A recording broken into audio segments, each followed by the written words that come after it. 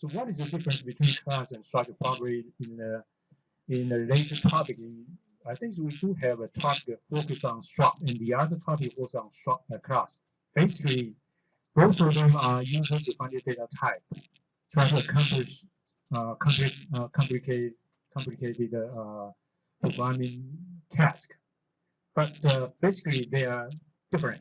Struct is a value type, but class is a reference type. So probably when you study up to that topic, you will understand what is the difference between class and structure. But when you first take a look at these things, they look similar. Anyway, everything should be instantiated, right, as an object. Anyway, so you just regard it as an object. An object to have data, to have a functionality can be called, or have a property to be modified, somehow like that. So rectangle do have a property. So think about that. I mean, for example, probably you guys familiar with this. This should be the picture box, right? That should be probably a button or a text box. It always represented by a rectangle, right? So definitely there's a rectangle property specified within each control. Later on we will use it, but today probably we just focus on picture box only. So a rectangle do have a left property, right property, top property, bottom property. Actually, that is the distance measurement.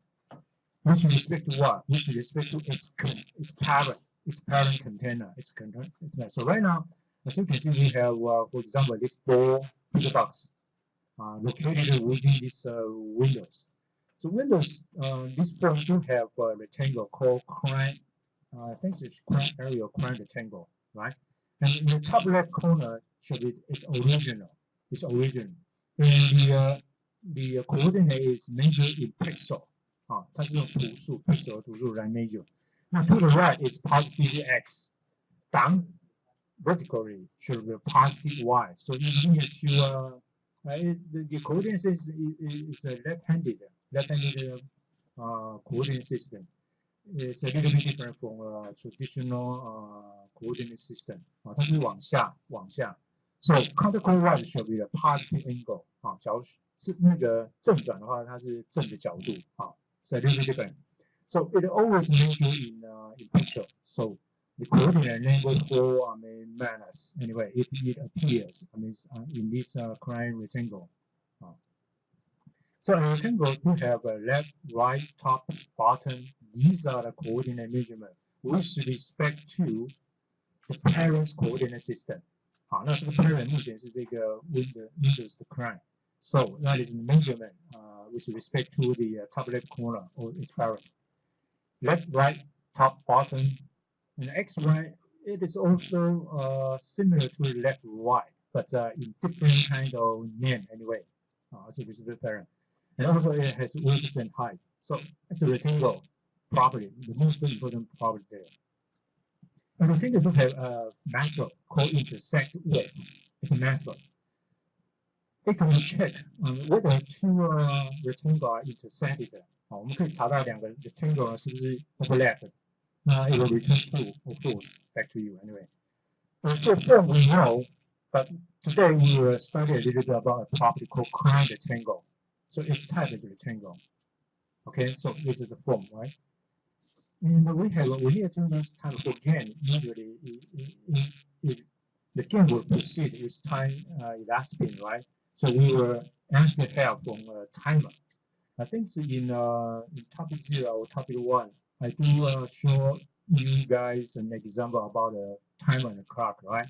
Clock and alarm, right? In that case, we do apply we do have a timer specified in order to generate a time elapsed event, ticket event, anyway, that's a ticket event.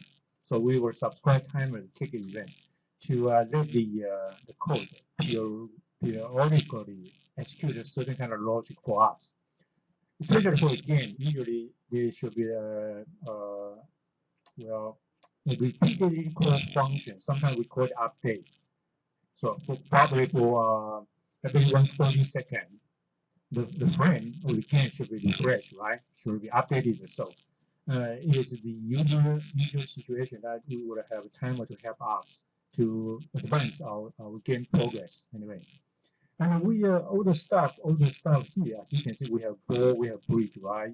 We have a bar can be controlled by the user. We should specify that as a picture box. So picture box is pretty much, I mean, it is a control, it is user's control, but can display an image on it, right? And it also provides a lot of event for us to subscribe it. Okay, so we will use picture box to host our main animal of this game. And other control, for example, bottom picture box, they always have a laptop and have a property called bounds. Bound is actually the type, is actually what I talk about. It's a rectangle, so we can get the location or control from its bound. So bound actually is a rectangle, so we will know the position of this picture box by checking the bound property of that control. Bound 是它的 control 哈。Okay, so later problem is for advanced advanced guys. You can use two-dimensional array to automatically generate all these picture box, but that should be later topic later on. If we have time, we will go through with that. But for now, we like to create the skeleton of this assignment first. But before that, we might need to prepare some graphics, right? And it's probably some sound file because we need to create music and sound effect for the game. Okay, so we can always find the graphics resource from the web, right? From the cloud, anyway. But sometimes you might prefer to design the graphics element by yourself. So today probably I will show you how to do that. Okay, so let us prepare the project skeleton first, right? So this should be your student ID, name, assignment 5. Okay, so 我尽量把速度放慢哈。如果说你 case 里面跟上的话，真的举手，那助教在现场可以那个 follow up 哈，可以协助你哈。OK， 我们希望说逐步的哈，不要再漏掉哈。Okay, so we will start from creating a project first, right? All right, so file, new project. Make sure you select CSharp, Windows Desktop, WinPhone application, right? Okay, make sure the location is desktop so you can easily pick it up. And that should be B, right?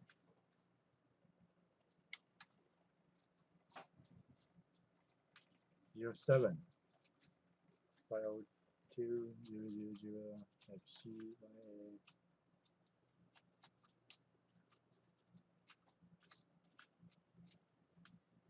Assignment 05.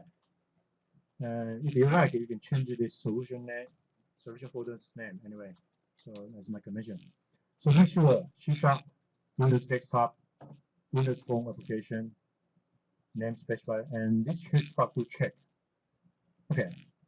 So click on.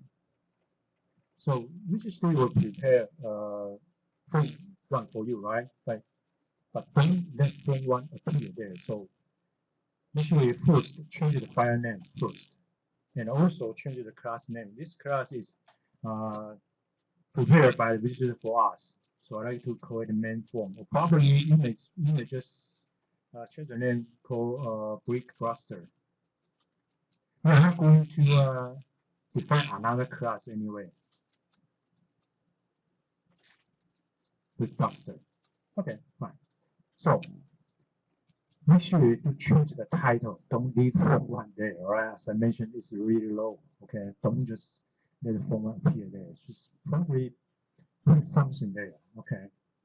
Alright, so that is the skeleton of our project, right? So go back to your source file. So right now I'm here, right? B0. Okay, so this is my folder.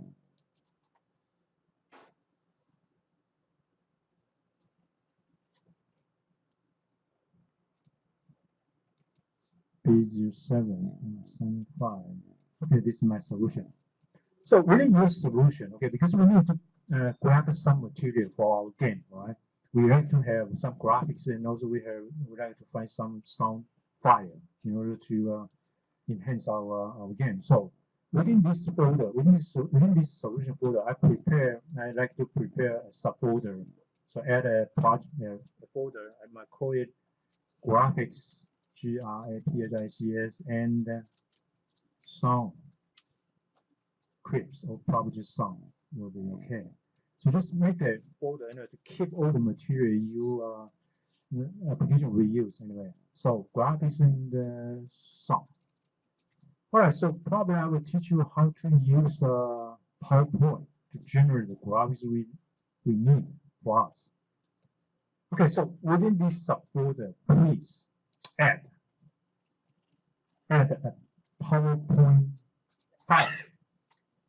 It sounds weird, right? But well, I might call it graphics. So all the graphics will be generated by myself in order to avoid some IP problem. OK， 所以通常你的graphic 自己做的话，就不会有这个说你是盗图的这种problem 哈。Okay, so what I'm going to do is try to generate a ball, right? An explosion, and probably a bar and a brick, right? All right, so I may start from here, empty, like we have empty. So remember that, I mean, Visual Studio do provide graphics capability, but it is not mapped. It is not Photoshop. It is vector graphics. So the vector can be enlarged and shrinked without sacrifice its resolution away. So try to add. I add, try to get a ball, right? So circle. And then I might like to have a bar, right? And I like to have a brick. So probably brick like this one. It looks plain, right? It does not look good anyway. But if you take a look at the let's see, design, right? In design category, you can set the graphics template anyway right here. So if I color-wise, I make it much more color, okay, colorful. So let's select this is kind of template, color template and text template. So color, I prefer this one. And also effect is related to 3D effect, okay, and a shading effect. So you may choose Office 2 or probably some maybe I like to use some okay. So as you can see, it doesn't happen, right? But actually, you can select the template. Probably I will stick on.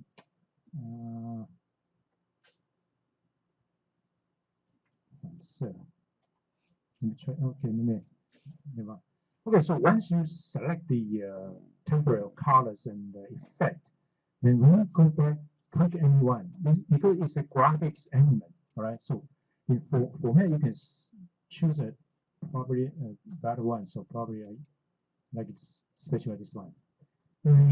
This essentially is a brick, right? I might special as maybe choose this guy, and this is a bar. I prefer it is I can go there. Okay, so more than that, I mean, in addition to using the standard format, you can specify the format right here. Select this graphics element and then probably create right hand side. We will set its format anyway. So within this format, a bunch of attributes can be added to your graphics element. For example, I might prefer 3D effect, right? 3D effect. So 3D the face top, you can set the wrong angle. You can set a wrong angle, the size, right here.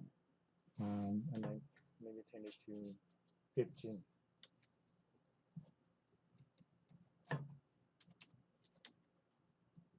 maybe more. Make it look like a ball.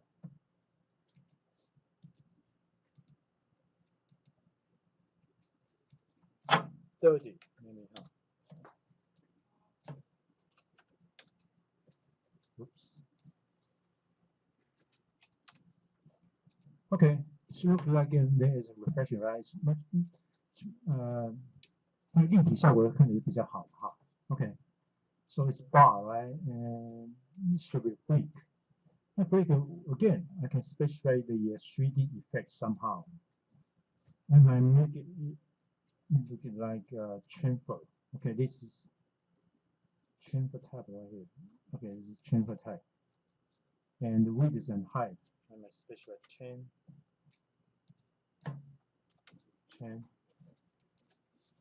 Okay, it will be like a brick somehow. Prefer like that. No. Later you can always design your own graphics. And probably sometimes you can make a composition. Right? Okay, so we might have what? We might need another hot to stand for the light, right? 好，我们还要抓一个新过来，这边有一个 hot。那 hot 呢 apply red one, right? Okay, anyway. 那这个 bar 呢？看对不对哈？那 when game is finished, right? You should congratulate the player, right? Or probably ask the guy try again or not. So you still might have some text need to be there, right? 你加一些那个 texture. Where is it? 插入。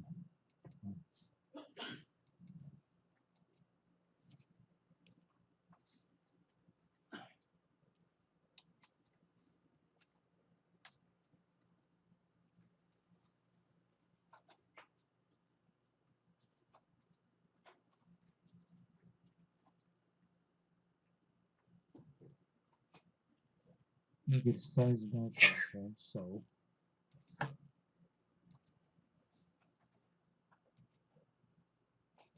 and probably prefer changing some font, different kind of font.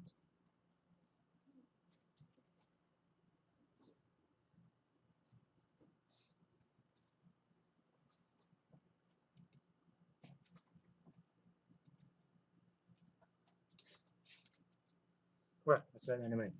And probably we might need to have another message saying that probably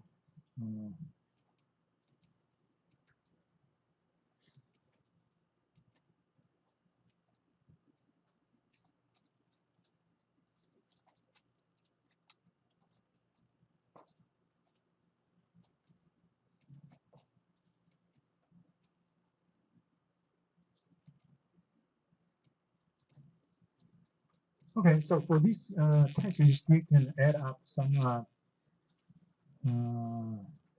you can modify it with some kind of format setting, all right? There is a teacher artist over there.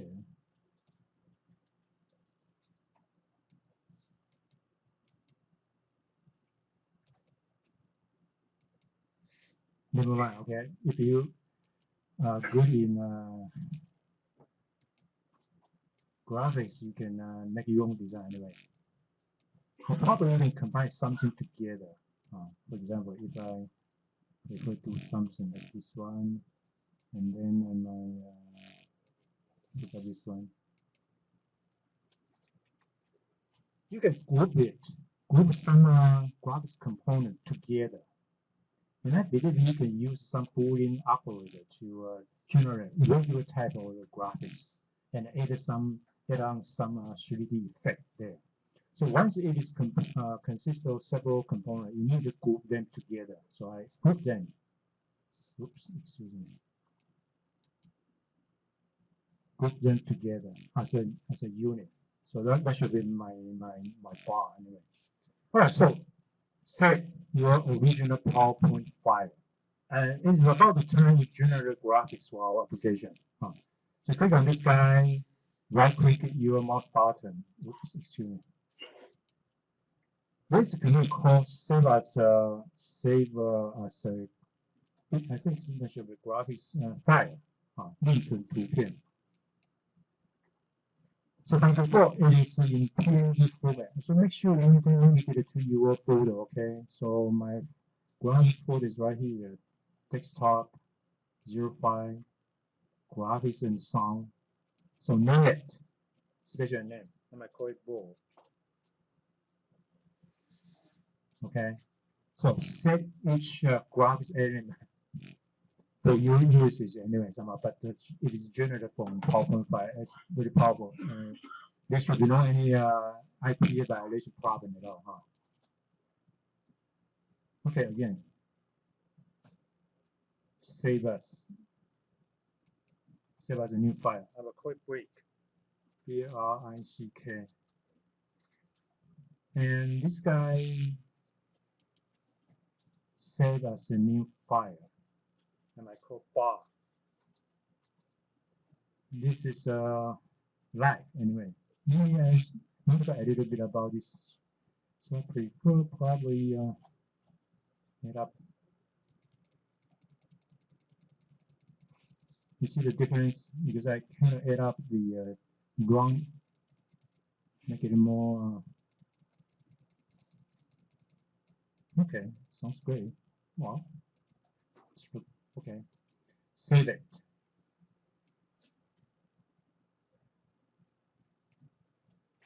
Live. Okay, it's live. Okay, this graphics again, save as graphics.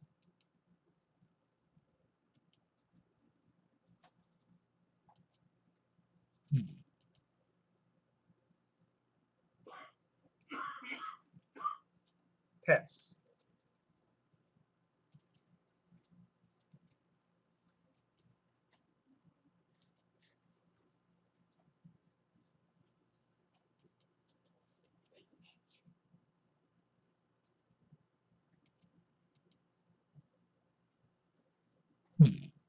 Just click on this guy.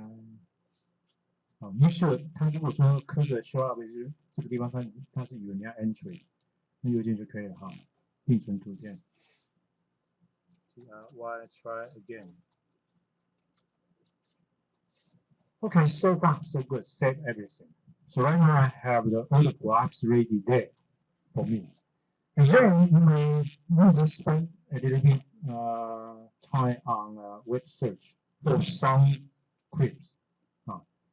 再来可能就是上网络去搜寻一下一些 sound clip。那你可以下一个 keyword sound， probably search repeat sound clips。那设法找到那个 if the board is big, right? You have to have a sound effect, probably call it blast or explosion. So try to find some sound effect file. Okay, explosion or blast, something like that. So enter in your website because you see sound effect, free sound. And the file format requires probably WAV file or MP4. Excuse me, MP3. That will do anyway. Okay, so there's free one. So search it. Explosion, right? Anyway, you need to collect this kind of stuff, sound effect, sound file, and the graphics somehow prepare for that. And for your game anyway. So you can test it.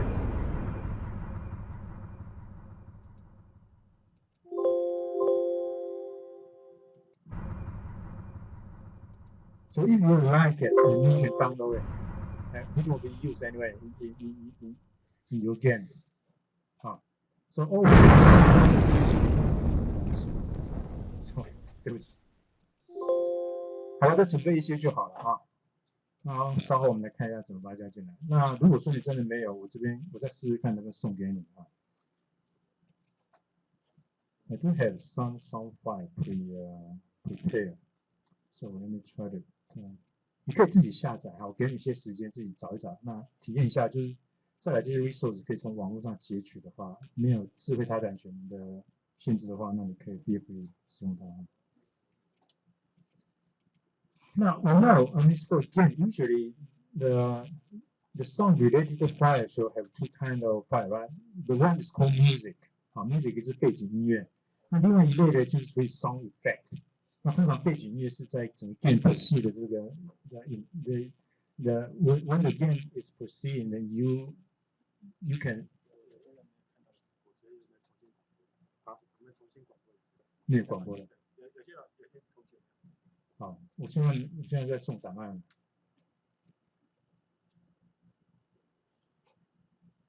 Okay, for me, I have several web file to your desktop. I mean, because there's you can pick them up and store them in your graphics and sound folder. All right, so let me broadcast it again.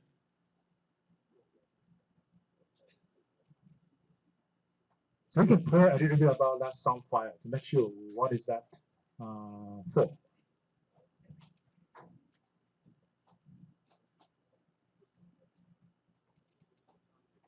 So within your graphics and sound, you have graphics prepared, right? And here I also have some file. Oops, excuse me.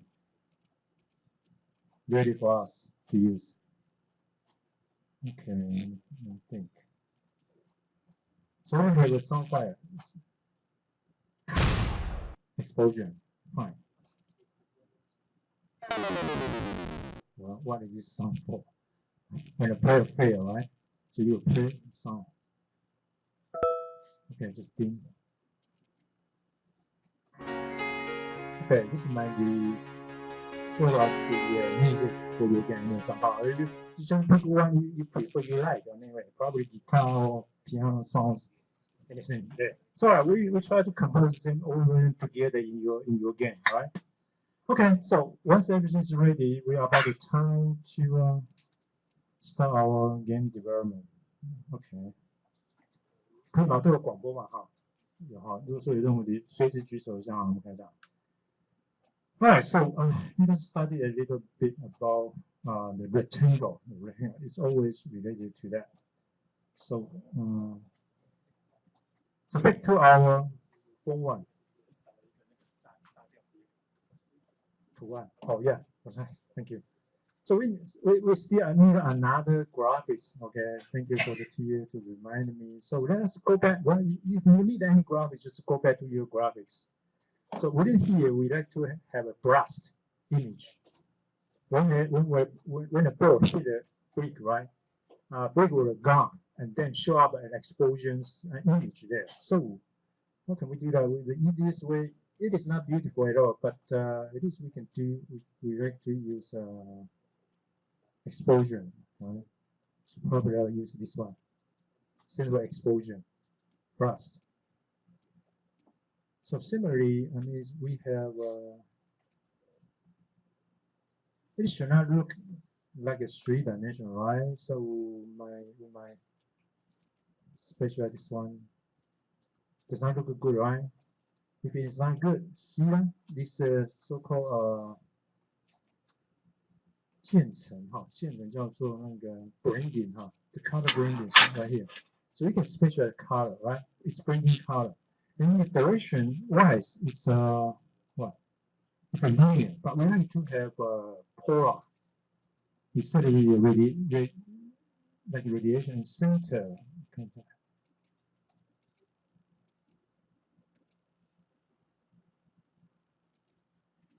Center exposure, right?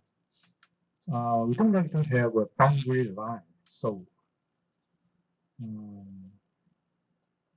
gradient and how about the boundary? I think boundary right here, right? Boundary is right here. No boundary. Okay, and no shading. You should not use any shading at all. Shading right here. No shading. Okay, no shading. No boundaries. But full color, we like to have in the very center. I can make it a greater one.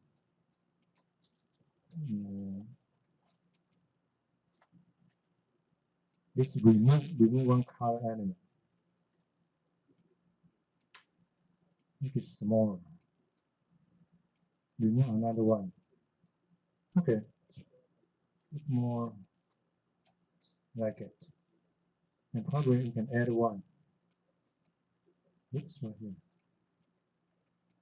Make it more darker.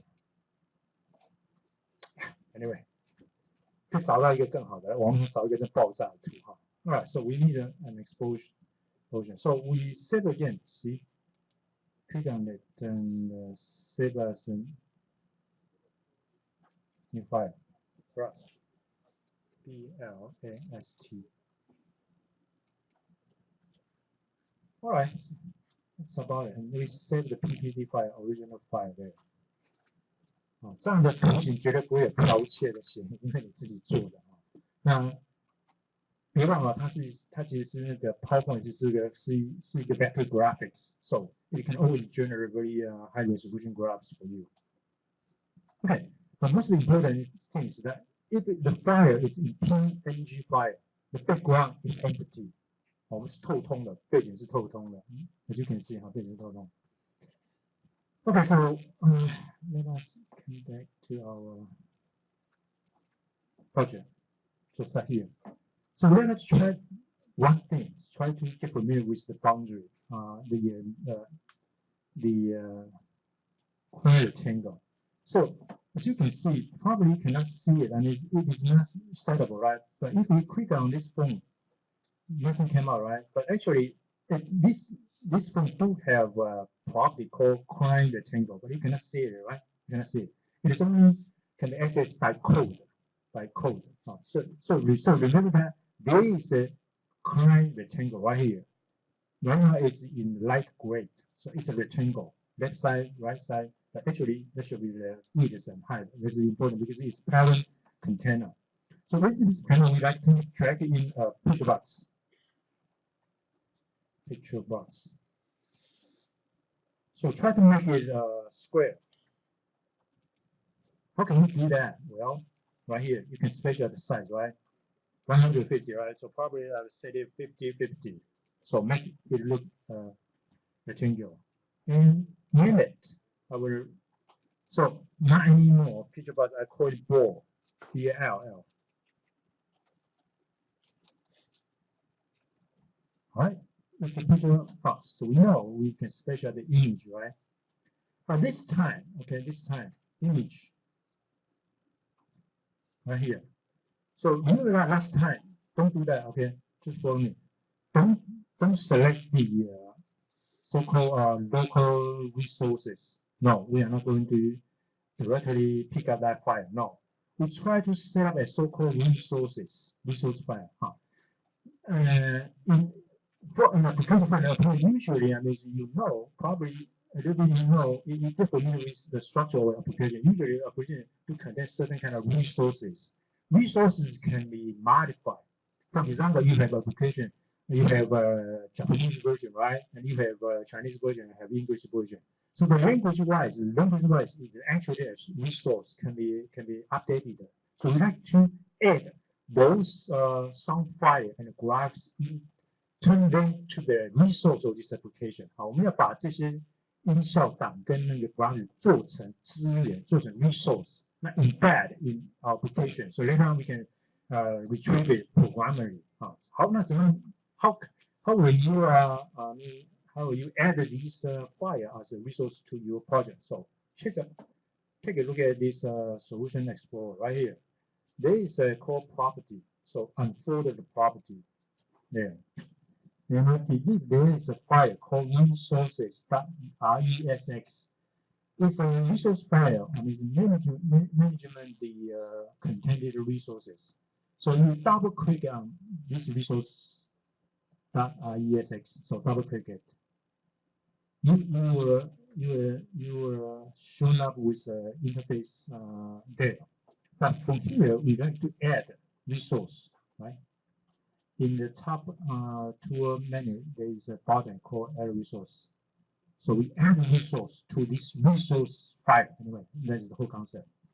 So what kind of resource you will add? Image. Okay, so we image. Probably we don't need to specify the type because we know the file we have already specified there, right? So click on the first command, add current file. So let the Visual Studio identify the file type for us. Okay, so once again, I will say, okay, click on this command, click on add current file. So navigate it to your graphics, okay? Navigate it to your graphics file. So everything has been here, right? Graphics and sound.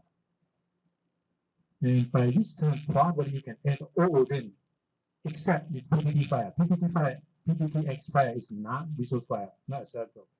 So probably I can select everything, exclude this PowerPoint file. So I like to add a PNG file, web file to our resource file anyway, ESX file.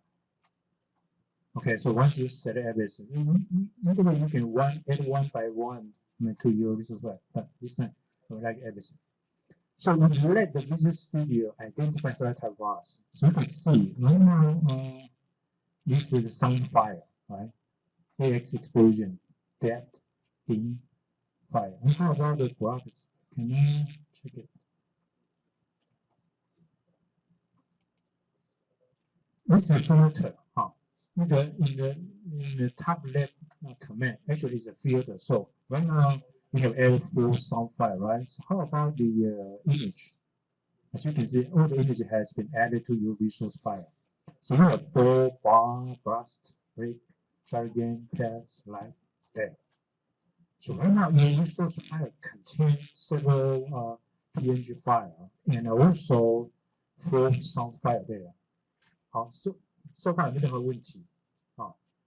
对他而言，它是比较 mystery 它就是原则上，它其实 Visual Studio 它其实就把这些资源0101班内的 information encapsulate 起来，然后呢 later on 它帮你写程式，把这些 resource wrap up as a property. Anyway, later on you will see it. Okay, click on set all button. So what we've done is that we try to add the graphics and the sound file as a resource to our project, to our application. So later we can programmably easily access it, use it somehow there. So the first thing is right now, okay, since if it is done correctly, then we just leave it on. So right now it's about the time we specify the ball image here, right? But before we do that, remember that we have important property to be set, right? In order to show all the image, right? So we need to change the property size mode. Remember that size mode, right? By default it's in normal face, but we need to stretch the image, right? So once you set this property, then it's about the time we set the image for this page box. Image right here. So click on this button. So once your project do have a resource specified, right? It will list up right here to let you select it. Okay, so right now project resource file there. So we click on ball. Wow, this is the one we like to show up. So click on okay. All right, so we have a ball ready for you. And you can enlarge it or shrink it somehow. Just change it. Well, it's always look good anyway. There. Right, so we have a ball ready for us to play around. So yeah, by the time we animate the game, right? So game proceed should be the proceed following the time elapsed speed, right? So it's about the time we drag in a timer for us. So we drag in a timer. Timer, right here. The only usage for a timer is try to generate a time elastic event for you. We call it tick event. So you need to specify some property. For example, the interval of the time to generate this event. So we drag in the timer. So by default, the name is timer one. It is not displayable, right? So it would put in the low parts of this editor there. So change the name because later on we might need to access. I might call it TMR game timer again for the game. The most important thing is the interval. So in the unit is in millisecond. So 100 millisecond means 1/10 second. 好，就1/10秒。Every 1/10 second will generate a ticket event. It's a little bit too slow anyway. I mean, for example, if you like to see the screen fluent and smooth, actually we might need probably 20 picture per second, right? So we might specify probably what? For every 50. So every 50 millisecond, one event will generate ticket event. 好，这 up to you 哈，你设的越小，那越平顺，来，设的越大，会有些 lag， 会有些残余。Okay. Right, so most of the important is that we need to subscribe as ticket event. So ticket event right here, ticket event, double click it. So we have TMR time again. Right now we subscribe as ticket event.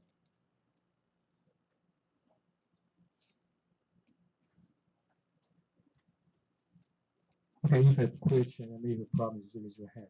I'm going to leave it there. So as I mentioned, in the instruction, there is a rectangle, right? Surrounded within this picture box. So picture box, you can access this rectangle, but its name is called bound, right here. The picture box, any control, including the button picture box, there is a property name. The property is called bounds. Actually, the type is rectangle.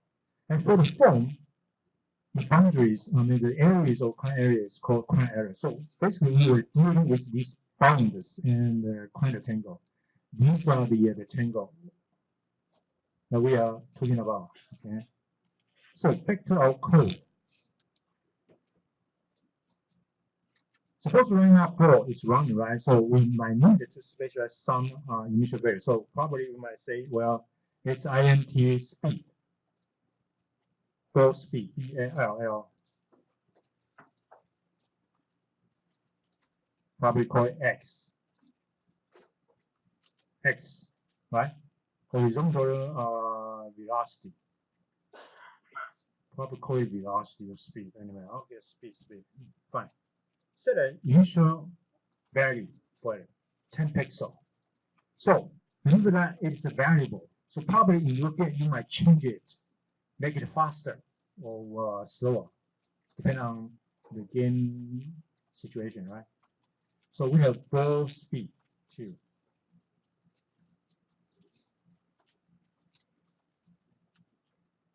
Probably just 6. So unit will be what?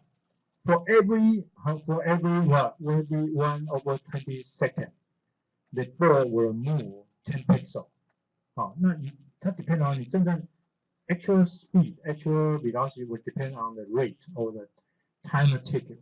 好，就这个你现在每20个那个 millisecond， 好，就是应该是20吗？我们是50哈，就是1/20秒，好。Because our interval period, right, is 50 milliseconds. So that means for 1 second, there should be 20 event happen. Not depend on that. So for every 1/20 second, the ball will move in Y direction, 10 pixel. In X direction, 10 pixel. So that's right. So let us try it. Okay. So it's about the time we change the position for this ball.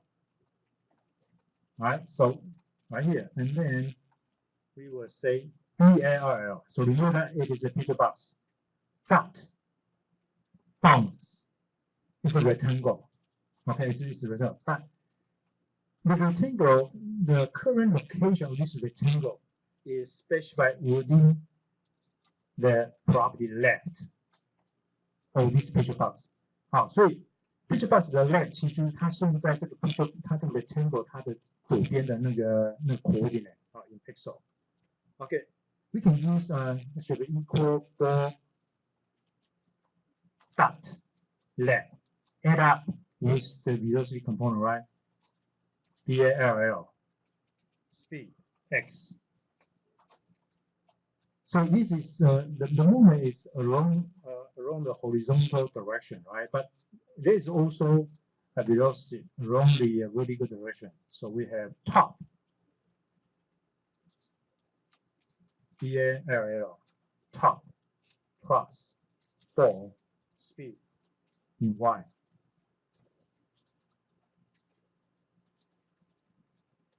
Okay, so it's the simplest one, so we can try to see whether it is work or not. But by default, the timer is disabled, right?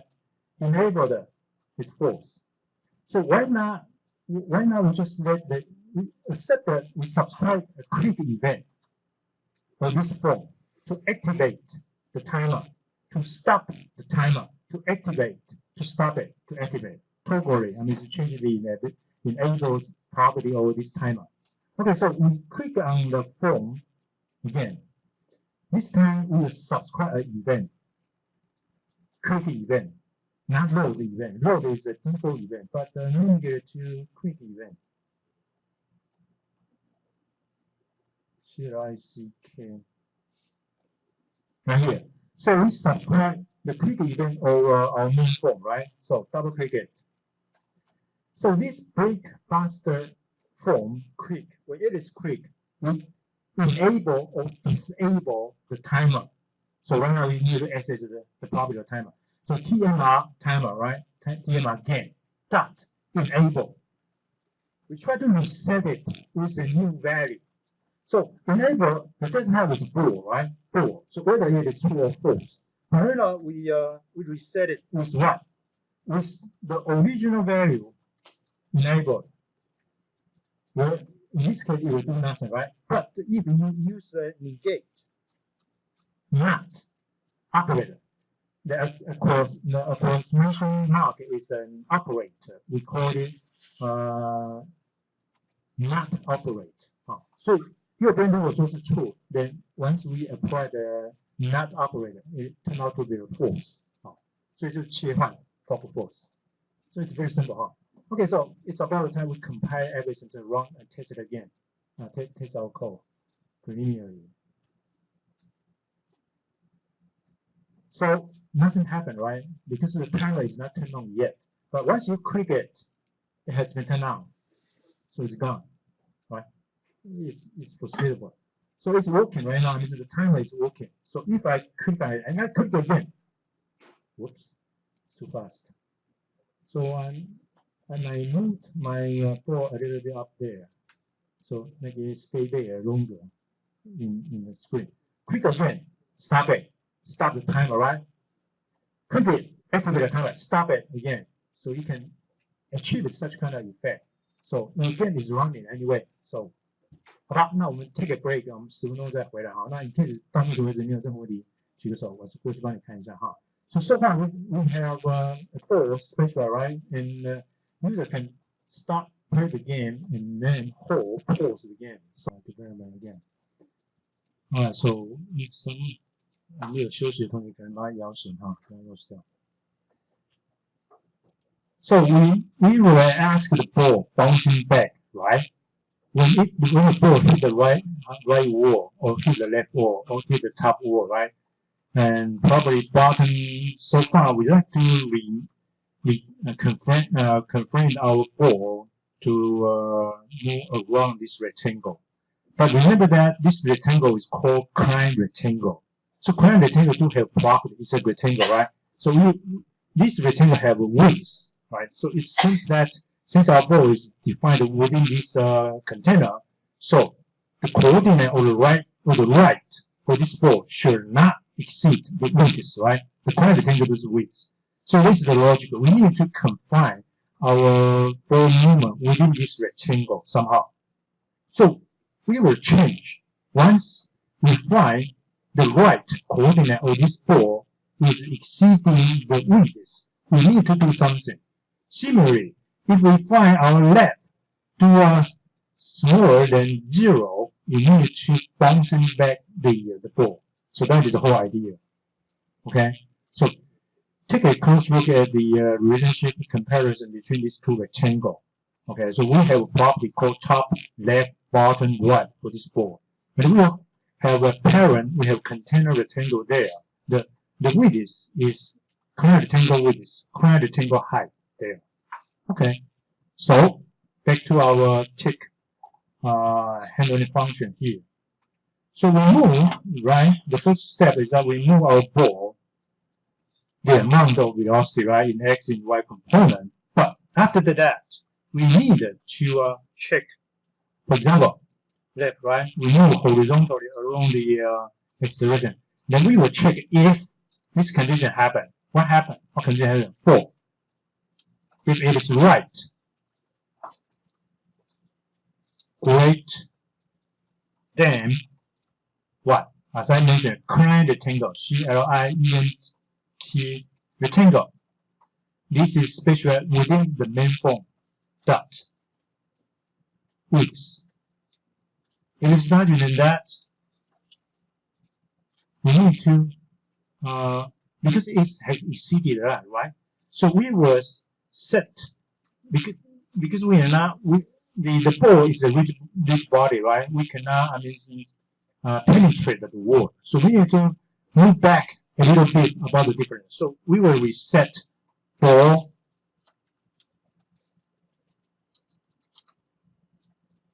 left be assigned with what? With the current rectangle width, right? Minus ball width. We're not going to let our ball penetrate the right side wall, right? It is not reasonable at all because it has exceeded. So we need to move it back a little bit. So we will adjust the left. Try to make the right exactly the same as the collide. Just meet the right wall anyway, exactly like that. And then we alt velocity. How can you alter velocity? Ball speed x equal what? Equal minus ball x. See the beauty about the programming? We kind of change the velocity. If it is positive 10, then right now it's minus negative 10.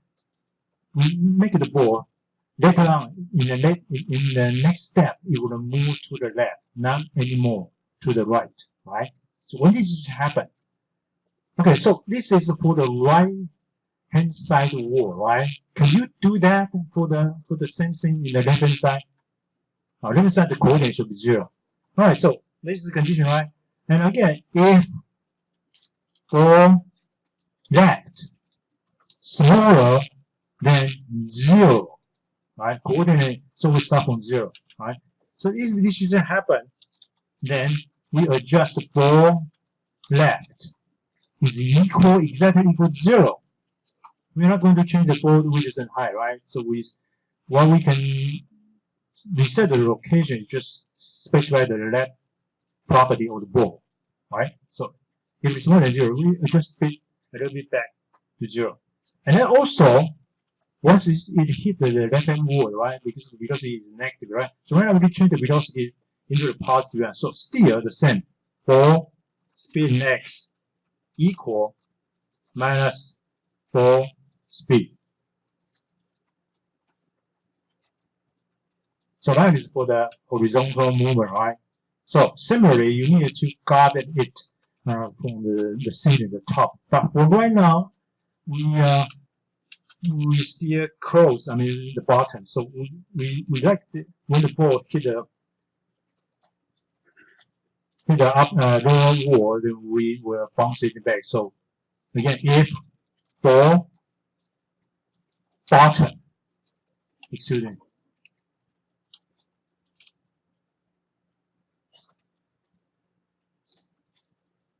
greater than client rectangle height. For top. So we are special at top, right? EALL, top. We assign it with what? With client rectangle height minus ball height.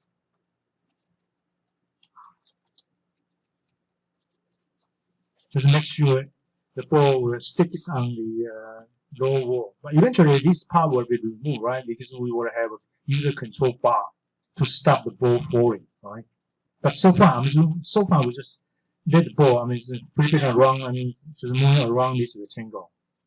So we will reset ball speed in Y, change into the negative 1.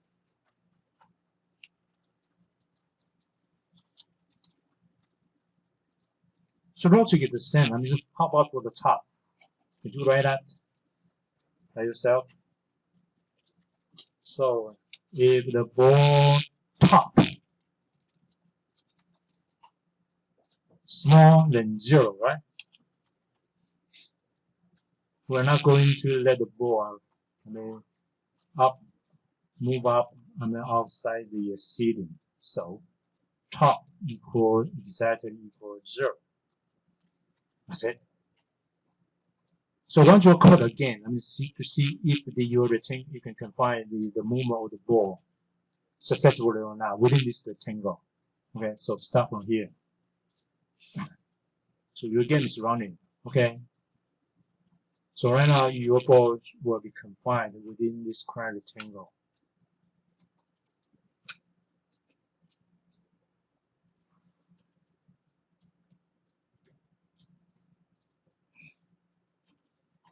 Alright, let me show you the code right here again. So the logic is clear. You need to make some comment here.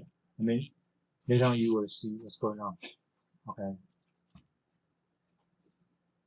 好，有问题的话举手，叫我帮你过去帮你看一下哈。所以现在收放，你应该的球可以在你的这个 client area、client rectangle 这边转来转去、跑来跑去哈。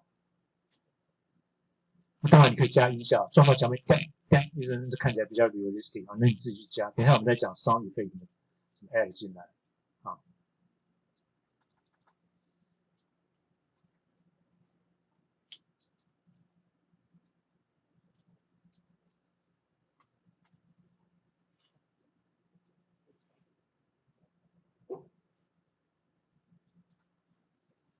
好，都可以吗？哈，不错，大家速度都有跟上了哈。有没有说还严重落后的举手一下？老师再等你一下。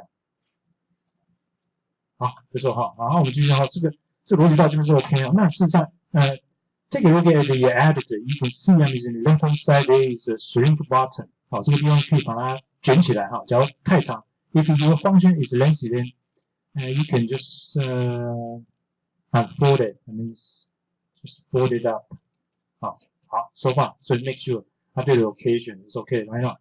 So by this time we might add a bar. Okay, so this is the ball, right? So we try to stop it. Somehow we can move our bar here. So again, we drag in picture box. Let's do it with picture box. So picture box. Excuse me, not this one. P. Okay. And make it shape like a bar. Somehow slender, right? Right here. Some pool players make it longer. And rename it. Probably I call it a bar. How about the image? Okay, before I specify the image, I might set its size mode. So size mode into stretch image. And then select the image bar. Right? There. Okay, this is my bar. Alright, sounds great. And usually the bar is located in the lower parts, right? So we move it here. So right now we try to exercise. Well, user may drag this bar horizontally only. This bar is not draggable upward at all, upward downward at all. Okay, so we have a bar ready there. 可以吗？好，可以啊。好，那这时候 we need to learn a little about the mouse event. So we intended to let the user click on this bar and drag it, right? Click on it and drag it. So the first thing is that, well, you can specify the icon. So by default, icon is an error, right? But the regular icon is an error. So we try to set the property of this picture box. There is, I think there should be the cursor there. There is a property called cursor default.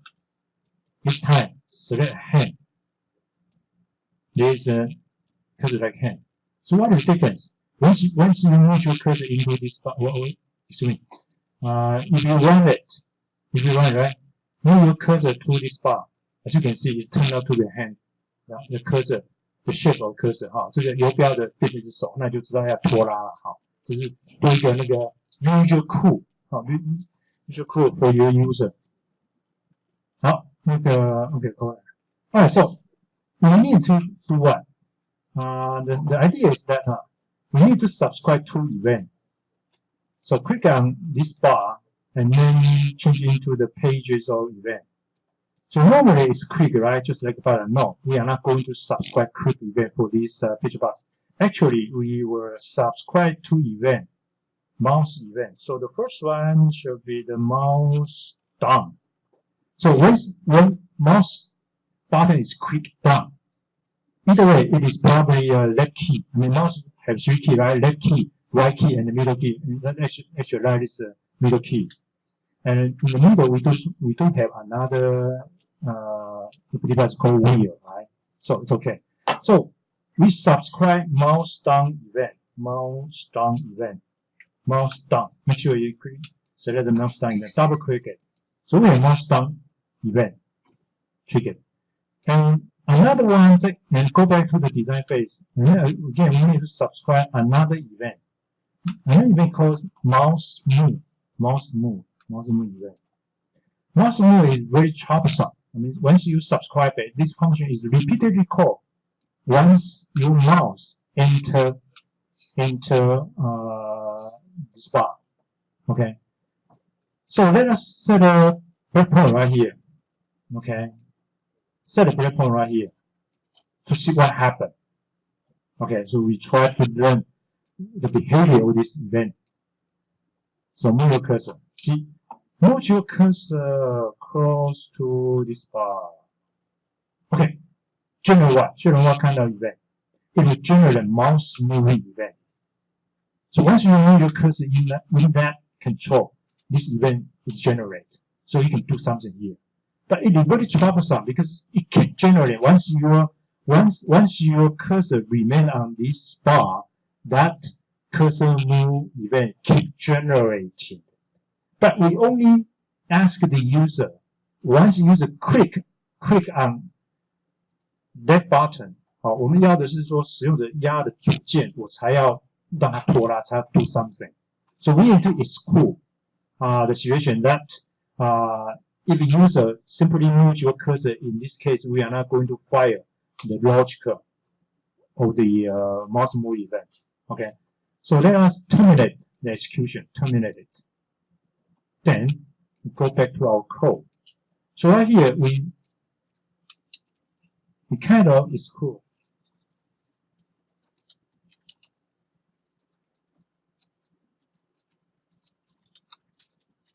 that mouse key, that mouse button is not pressed. So how can we identify what kind of which button of the mouse has been pressed? Well, everything has been stored within this argument. Since this is event handling function, right? So user might click left key, might click middle key, might click right key. This information has been stored within this parameter for us to identify it. So we will check if E right now is an object. Okay, this object is called mouse event argument. It's an object containing a lot of information about the mouse situation, mouse status. So if we that, there is a property called button, the mouse button. Okay, so which button has been pressed has been kept within this object E. So we access E button. space key. If E exactly, no, not exactly, non-equal. Okay, you what? Once you click on the blank character, IntelliSense help you do that because when E button is an enumeration, 它是一个 enumeration 好 so it is related to the mouse buttons. This is enumeration. But you see what kind of mouse button has been activated by the user? Left, middle, none, right. If not equal left, then we return. We are not going to execute any logic there. So make sure your mouse move. If the user did not click on the button, it simply return. Otherwise meaning that left button is pressed, right? So the logic is very simple. We simply ask the user drag. What means drag? You keep your left key pressed, left button pressed, right, and move it horizontally around like that.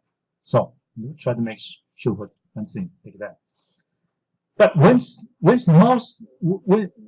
the left button is clicked, then it will generate mouse down event. Okay. So let me try it again. So this time I simply move your cursor to this bar. This event happened, right? This event happened. But move your cursor to the button. Button is none. I did not press the left button. So the code will be executed up to this point. The current button is not pressed, none, right? So it will simply return. So we let the code keep going. But this time I have pressed the okay, so mouse down. Okay, again right here. So I kind of terminate this breakpoint. Alright, so this time I do click. I move my mouse within this bar and click the left. Since I click the left button, so mouse down event generate right here. So we are about to execute this line. So right here. Alright, so we need to do something right here. So what should we do? See,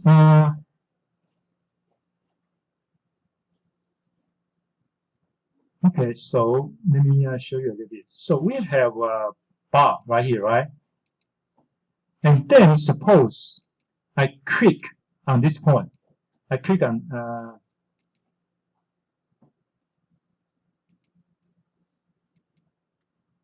so if I click on this point, right? If I click on this point and then drag it.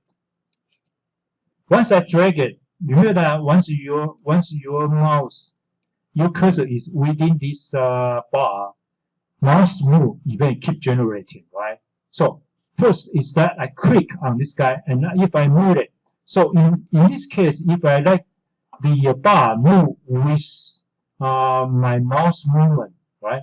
So this bar should move to this place, right? So there is a delta value generated. There is a delta value. This is a delta. D-E-L-T-A. Delta. We need to identify the amount.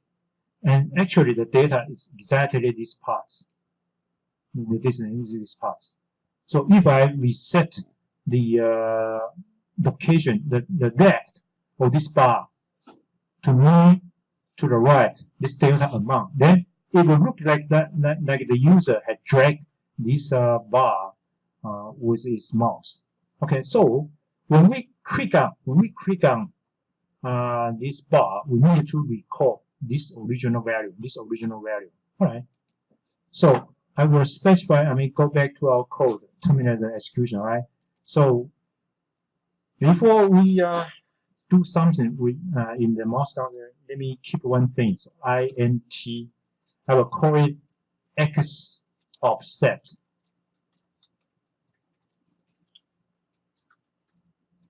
So where can I get the x offset? Everything has been stored within this E, as I mentioned before. So this this is the called x offset. All right, let's see. So I stored it. So once mouse is done, I store x offset from where? From e dot. As you can see, a lot of information, not just which button has been pressed, right? And especially the location with respect to this picture box, XY. What does the XY mean? Once you click on this, this one is X. Exactly what we like to say. This part is Y. Okay, this is Y. With the location or your mouse click with respect to this picture box. So this is the X, this is the Y. When your mouse down event generate, this is the X, this is the Y. So we simply pick up the X value only. That.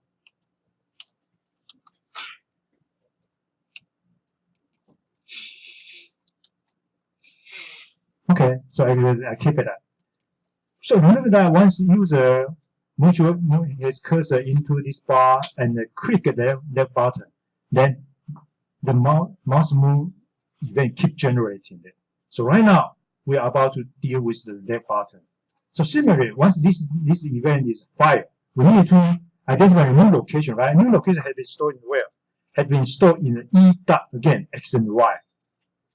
So we pick out the new position, subtract the original X offset, should be equal what? Equal int delta. So that is the movement between the last mouse move and this mouse move. So we have delta already there. So it's about the time we shift, we move this bar horizontally. So we will bar dot left equal bar dot left plus this delta. So we therefore move the bar following the mouse cursor anyway, like that, in that way. So we can try it right now. All right, so we try it now. So let me show you again. I turn on this breakpoint. So again, once I move my cursor within this bar, I do generate the mouse move event. But this time I did not press any key, right? So E button equal none. All right, so maybe I set a breakpoint right here, and I'm not going to turn on this breakpoint. Okay, so I keep debugging. Keep debugging. So right now I do not generate any mouse move event. So I move cursor right to here. Actually, this movement keep generating. Okay, this event keep generating, but always return. So yeah, about the time I press the key. So right now, bar mouse has been the event happened. So how about EX? Right now 45, the X coordinate 45. So I keep 45 there. But I kind of lost the track, right? So I cannot move it right. So I had better turn it off and then try it again to let you see what happens. So I'm again move into this bar again. Right now I press the left key, drag it. So I try drag it. If I try drag it, it has moved. So right now I have a new position, right? So I have a delta, additional data is 0. Okay. So anyway, so it's really hard to track the event happening. All right. So why not just let us execute it normally? So click, drag it. So as you can see, it can be dragged right now, following the mouse movement for you. 可以把它到这一动，好，就把它做完。So 松开，release the mouse speed, move your cursor in again, drag it. So you can drag the bar. So make sure you can do that. Well, okay, I click out. Somehow I click on again. So, right, so there. 好，所以要 mouse down event subscribe 它，那 mouse move event subscribe 它，但是我们要 exclude 那种这个 button 没有压进去的，我们不会做我们的逻辑。就左键也压着状况下，就 button is pressed 的状况下，我要 change 它的要预期一步的所有的 mouse 移动。这后面的这个机制稍微 complicate 一点，但是呢，事实上就这样一步一步来。好，就是说 mouse move 只要滑鼠在这个 bar 里面，它就 keep generating mouse move 的事件。那 down 只是键压下去那刹那，我们记录起来。所以我们是 keep 什么？我们 actually we keep the distance, original distance with respect to the original click. 好，我们 keep 这个那个 mouse。那 since our cursor move, right? So we need to keep that distance, always keep that. So we move the location of the bar, following the mouse movement in this way. 好，可以吗？有没有这个问题？哈 ，so far 哈，所以它概念就是 subscribe 它的 mouse down event and mouse move event 能够to achieve the dragging effect. 好 ，dragging effect. 好吧，有没有问题？都完成吗？有问题上举手一下哈。这个回去要稍微有点动脑筋一下，比较不容易 catch up 那个 real meaning 哈。好，那现在 about the time we turn off, we kind of turn off, right? We like to turn off this button guarding condition, right? So normally this one will be guarded by what? By this bar movement, right? 好，所以 so we kind of delete these parts. Right now ball will fall out. 好，有 fall out. 那 fall out 的时候呢，如果说我们加一些音效，我们先把它加一些音效哈。So right now we don't have any guard in the bottom, right? So our ball will move out from our windows once the game is played. Okay, so in this happen, right? The player lost one life, right? And probably you will generate some sound effect to tease him anyway somehow. Right. So we try to add some sound effect there. Alright, so we would like to have sound effect. Great. So we might include the class is defined in .NET Framework. The class is called Sound Player. So UNDPLAYER. If Visual Studio cannot recognize it, right? Don't worry because we did not specify the namespace. So move your cursor to the left-hand side.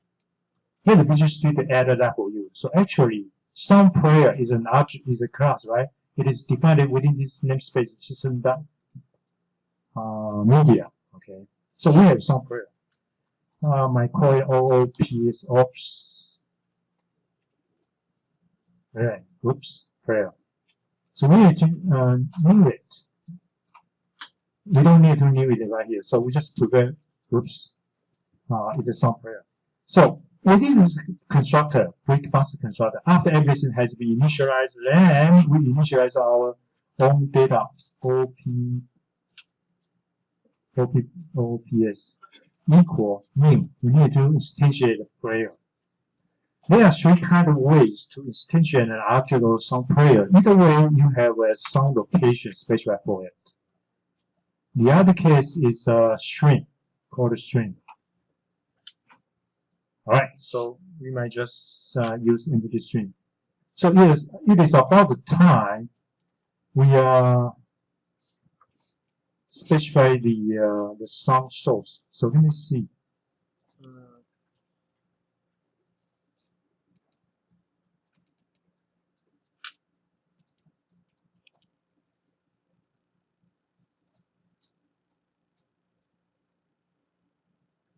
Okay, so remember that in the last class we added graphics, right? We added a PNG and the web file to the resource file. Visual Studio has prepared some code for us. We don't need to bother about that. So the code is prepared by Visual Studio to turn those resources as an accessible object for us. So take a look at the resource.design.cs. Actually, this part of code is written by the Visual Studio for us. So Visual Studio prepare a class called resources. It's special within this property namespace. This namespace is a sub-namespace, right, under your project. And then there's a class called resources. So remember that we have some file, right? We might call it what? Bitmap. It's bitmap. That, right? Step. It's an unmanageable. You see, the Visual Studio has prepared a property called that that is actually combined with that wave file right here. So we have that.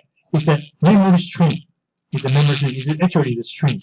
我们 string 叫串流哈，档案也是一个串流，或者从一个 port 进来，这个就叫 string 哈，就串流。So we have a that can be used. So actually that is in fact right now the user has transformed that WAV file into a accessible resource file. We call it that. Alright, so we go back to the simplifier, right? So we intended to invoke this constructor, the second instructor. This is the first constructor, right? Second instructor, you need to provide the third extreme, the third constructor, a string, no problem. So we start from property. Properties is a namespace, subnamespace. Properties dot resource is a class prepared by business for us. That. So that is the string, the sound waveform string.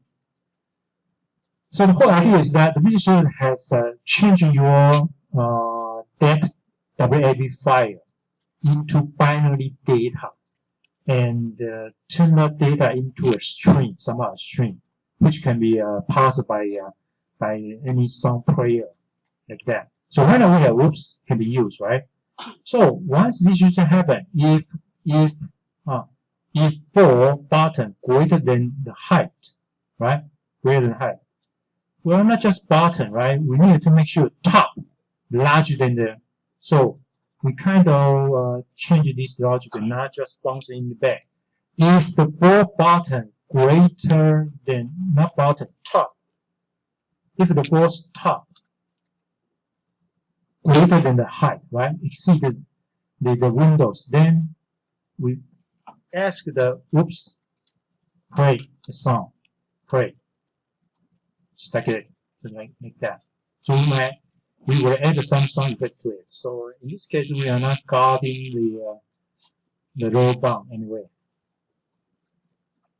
So play.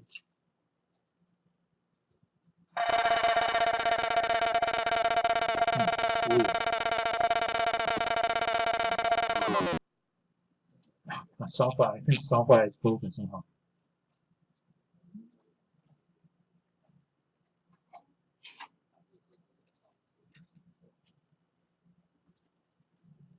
You guys 试试看啊，这个声音有点怪哈。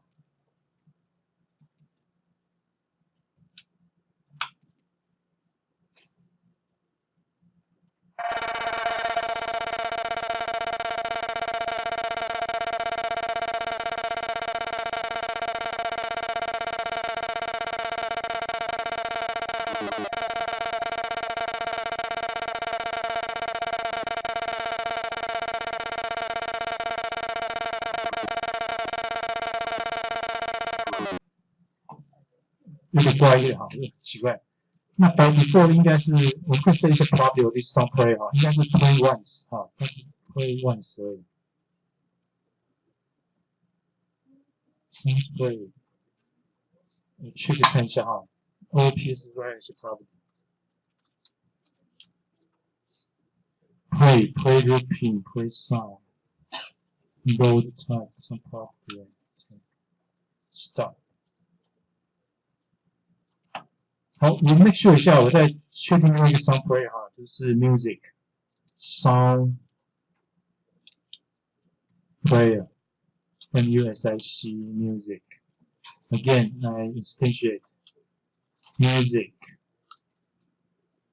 play looping and you need to instantiate the object to new sound player and again properties, right? Resources dot file tank. Okay, and I start music.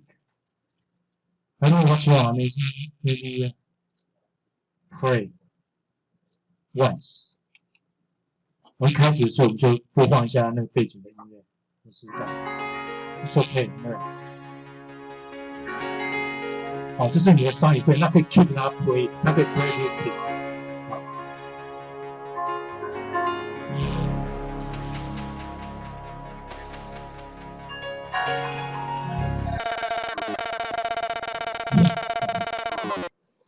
那个音效档可能有可能毁损啊，我试试看啊，怎么会这样？好，我单独 play 看看啊。这 ground sound 应该是 dead， 是啊，是 OK 啊，还是这个频率不对，还是这样？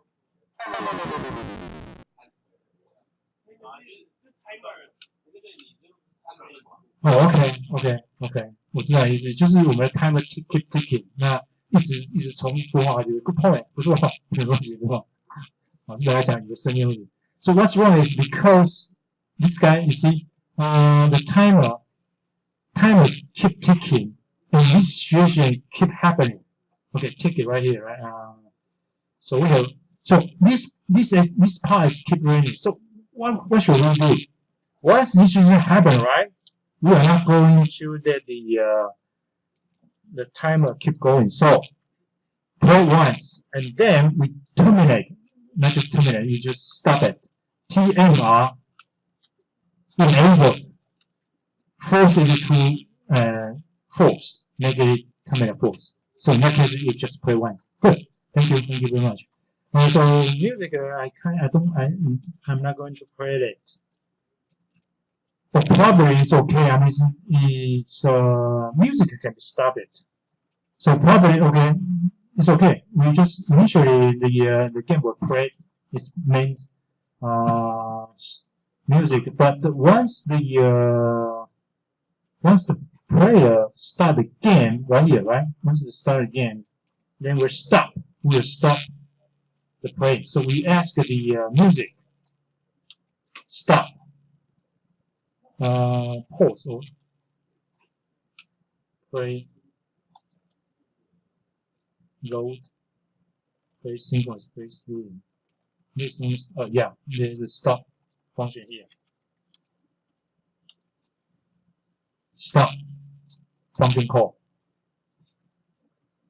So now it's okay. I mean, initially we have sound effect. So we can drag it and click on the button. It will terminate, you stop the music, stop the music. But we cannot bounce it back, right? So okay, right now it's working. So probably we will pop out what? Pop out, try again, right? Try again. So prepare, try again, because it's fair, right? So we dealing with the fair cases. So so we go back to our here, drag another picture box in. Picture box. So put in the middle, okay? Put in the middle here.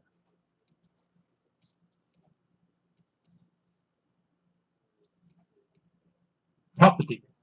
Okay, property. Change the name. We call it what? Play again. PLAYAGAIN. Play again. Just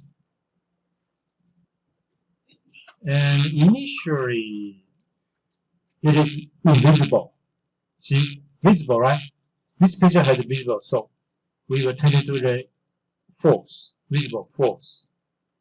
And then we specify the image. So we set the image mode first. Size mode, excuse me, size mode. Change it to the stretch image, and then specify the image as that text. Image here. Try again. Okay, try again. So initially it's not visible, right? So it's okay because we have initially it's okay. So once it fails, then we will show up. We will show up this message. So how can you show up? You will just set the visible into the true. That we're done. We'll be done. Okay, so back to the tick event. Now here. So when ball exceeds the windows, we play whoops and then hold the timer, and then we need to ask the what? Play again visible. Set it to true.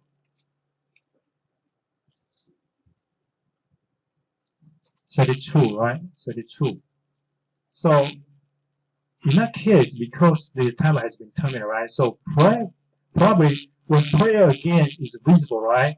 And player click on the Windows, then he will accept, he will try it again. So right here, we need to identify something. Not just let the timer enable disabled. We need to check if amazing, here with try again case. So how can you deal with try case if that guy is visible, right? Which guy? Play again. Visible. It's true. If it is true, right? So since it is true, it try to restart again, right? So since it want to start again, so we will hide. Play again. Visible. It turned into the false. Hide again, and then move the ball back to the initial location, right? Because the user want to try it again, right? So how can you specify that? So we arbitrarily just set the ball BAL left, probably 1/3 from middle. You can create a random number generator for that, but probably we always start from the middle. Where is the middle? Climb rectangle that width divided by 2, right? Ball top equal prime rectangle height divided by 2. We set the position. So player can keep playing again. So deal with the try again cases. That's it. Well, that's it. And think about that. Probably you just allow 3 life for the player. Okay. So you subtract one heart anyway somehow. You can do that in a more realistic way. So right now, again, once I click it, turn on the music, and then once it exceeds, try again. See, try again. So if I click on the Windows again, it will disappear. And then again. Right? So you can keep playing right now. So logic is in this way, but you can always design your own logic. So click it again. Alright, so far it's okay. I mean, we can replay it again. But the problem is that we like to make the user player functioning well. So back to the tick event here again. So this is bouncing back, right? So it's about the time we check the collision of bar and the ball. Alright, so we have to check whether they are intersect. If they are intersect, then we will turn the velocity of the ball in y direction back, bouncing back. So how can you identify whether the bar is collided with the ball? As I mentioned before, rectangle do have this functionality. So pick up a rectangle. Which one? Maybe ball. B-A-L-L. So right now you need to pick up the rectangle. It's called bounds. B-O-U-N-D-S. Bounds. So take a look at the information about shown up by the Visual Studio by the IntelliSense. Bound is what? It's a rectangle. So every control has a bound. Bound actually is a boundary. It's a rectangle.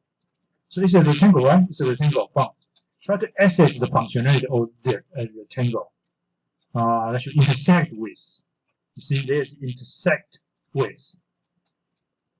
So you need to specify another rectangle within this argument, and then the result will turn out to be either true or false.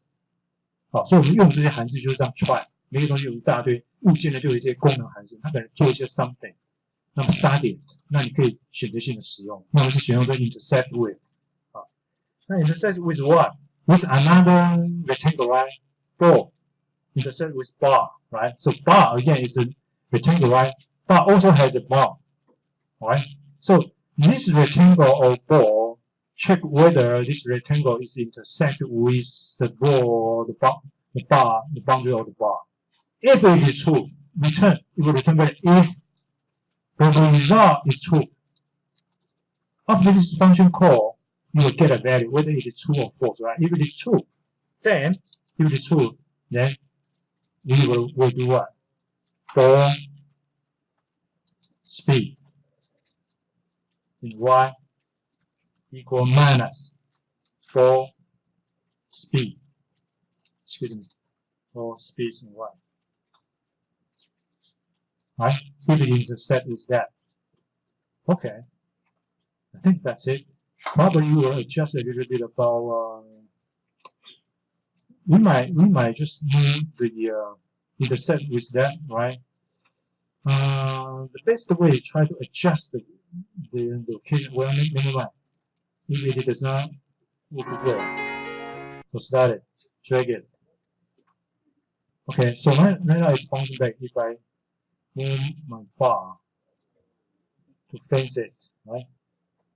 So it is working right now as we expected. If I did not got it, then it will fall off. Try again. Click it again.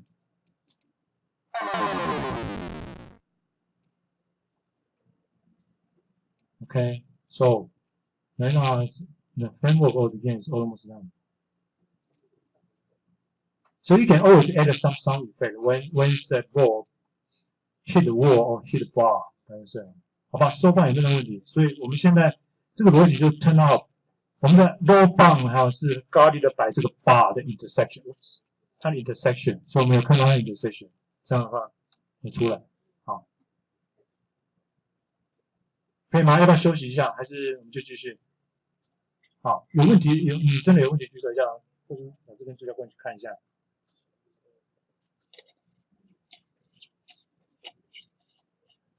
好。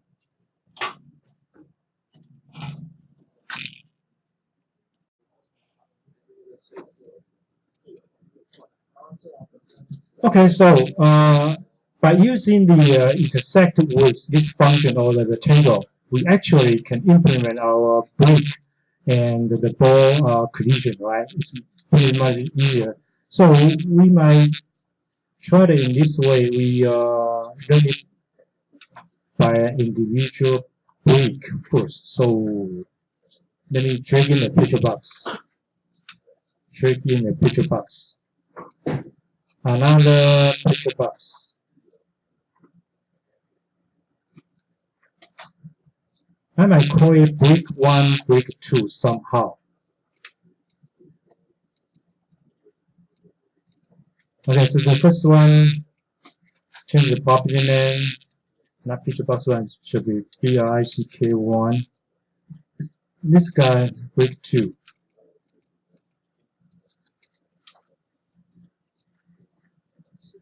Summary, we set the size mode into stretch. So you can highlight both of them and then set the property once. So that setting will apply to both of them. Size mode, right? Stretch. And still image the same, right? We share the same image, so for these two bricks share same image, so click on brick. Alright, so brick is already there. So actually you can lay out this brick one by one, but that is not the way we actually do in our coding. Even though we did not talk about dimension array, two-dimensional array. So later on we might just try to learn it, try to use it, and directly use two-dimensional to do that.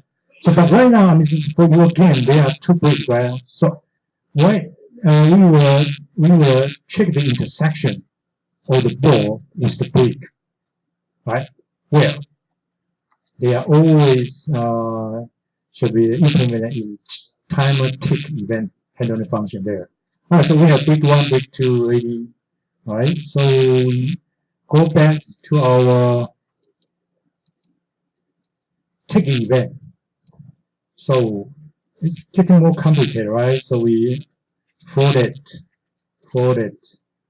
check the collision of ball. Okay, this is the bar and the ball.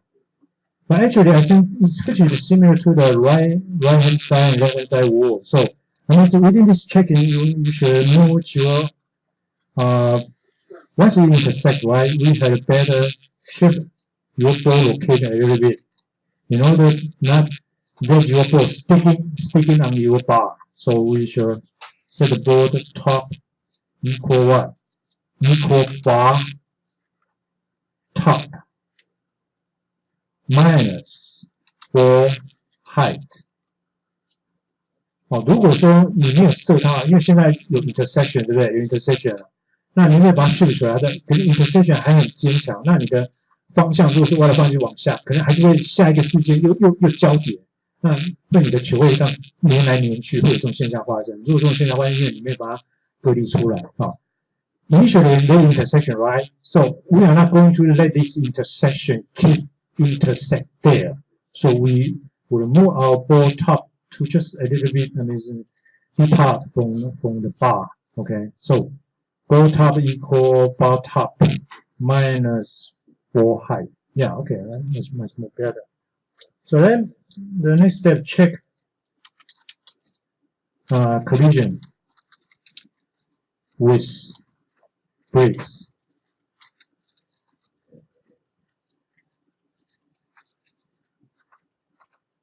Okay, so how can you do that? Similar, right? If brick, if ball bounds, right? It's a rectangle. Rectangle do have a function intersect with. Check with another rectangle. The other rectangle should break one, right? She can break one bound. If this doesn't happen, we will make the break one disappear, right? So here, break one visible. Make it false.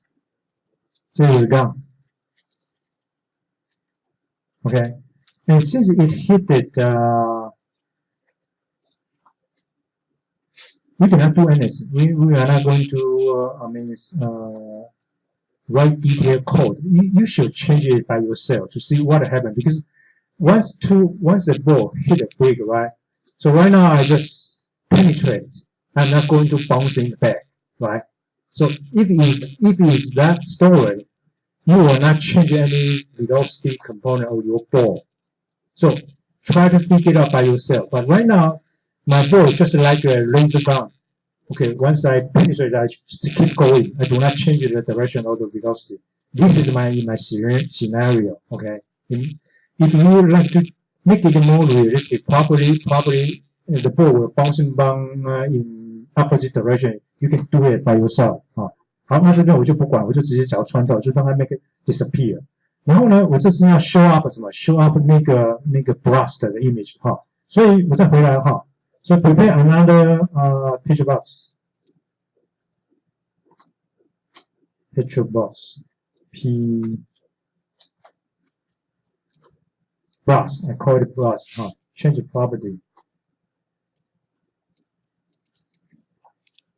BLAST.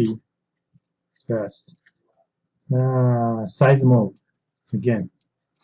Stretch. Image. Blast. So I have blast right there, and just a bit, set the size a little bit appropriate for it to display a blast of a brick. Okay. Initially, it is invisible, so set property visible into false. It's very simple. I'm just right now watching if a ball hit this guy, right? Hit this brick. Make this brick disappear, and then show up this blast image, and also move the location, the position of this blast to this place. This is the whole idea. So it's very simple. If I hit brick one, I will set the position of this blast into this position of brick one. Should replace it anyway, somehow in that way.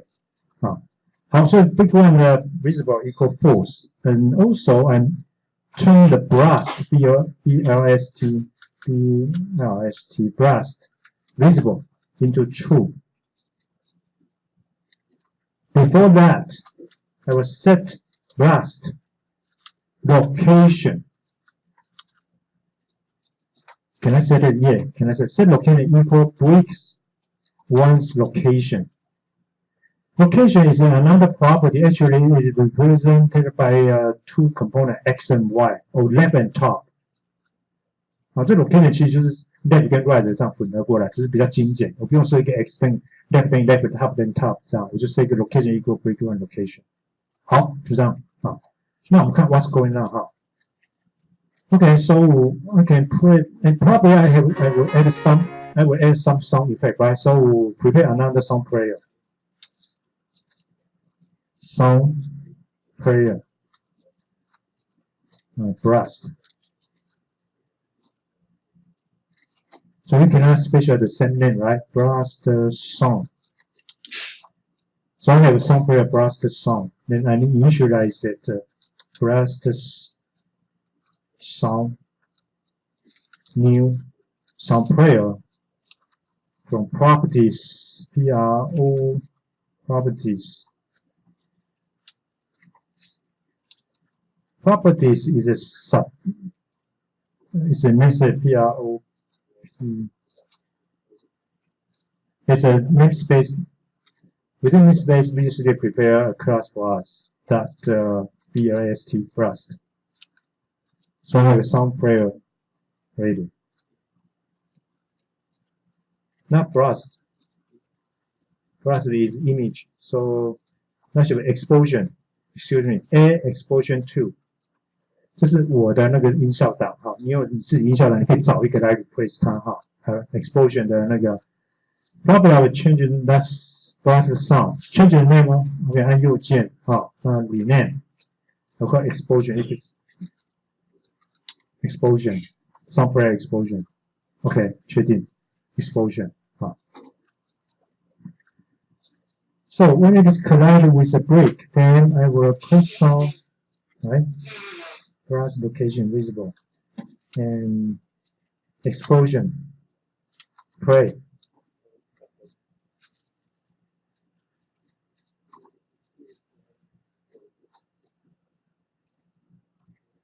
Okay, that's it.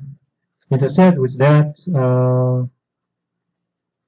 好，会有问题哈，你可以预期跟刚才类似哈，声音要一直推。那 even though the brick one is invisible, but the rectangle still intersect with this ball. I mean, for a small period of time. Okay, but never mind. We just try to correct our logic later. I have two bricks.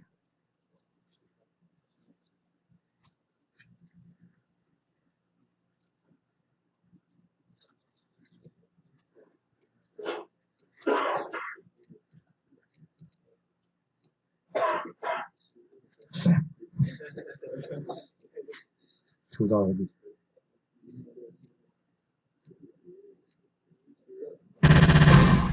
See, there is a short period of continuous play the browser sound, right? You see what happened? Even though it is invisible, right? But your logic keep checking the rectangle collision. So that guy is done, right? But it keep checking with that guy, which is the guy. So it's not okay, right? Logic is not right. So how can we do that? Remember that each brick has a property called visible, right? So we only check the intersection with visible bricks, not invisible brick. Okay, so take brick one, keep playing. Again, we need to check brick two, right? Okay, so back to this code. Is that okay? If ball bound intersect with brick one, no, it is not always necessary. So within here, actually we should do what? If brick one visible, and the logic is like this way. We need to make sure if the brick one is not visible, we are not going to check the intersection with that because it's gone. It has been brushed, right? We are not going to check the intersection with that. So similarly, then we will check both of them for brick one and brick two, right? copy the same code and then paste it back again. But this time we check for break 2. Break 2. Wow, it's intersect with break 2. Break 2. Right? Break 2 visible. So break 1 visible, and then in that case we check the intersection.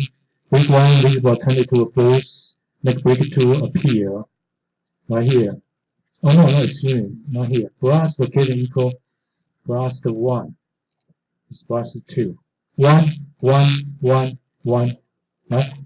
2, 2, 2, 2. Okay.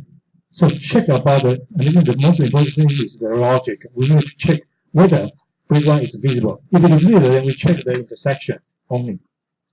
Alright, so it seems okay right now. So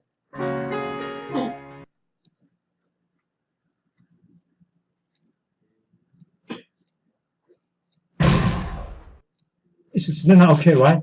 After the explosion, right? This image should disappear, right? But it keep showing up there. Okay, so once the final brick has been busted, then you will show you pass, right? Stop the game. So you need to have a logical check whether all brick has been blasted, right? But first, let us deal with this image. We should hide this image, right? In the next timer tick event. All right, so it's very simple. I mean, so how can we hide it? We come back to this timer tick event. We just check if blast the image visible. If it is visible, we hide it. Simply hide it. Blast false. Right? So what we do? I mean,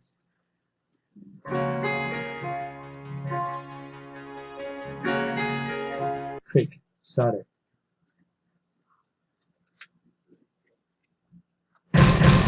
See, it's more beautiful right now. So once it shown up, and next time it will disappear. So it's just like an explosion. But what's left is that you need to check whether all brick has been busted, and then it will show up congratulations or you pass, such kind of stuff there. So how can we do that? So back to the timer tick again right here.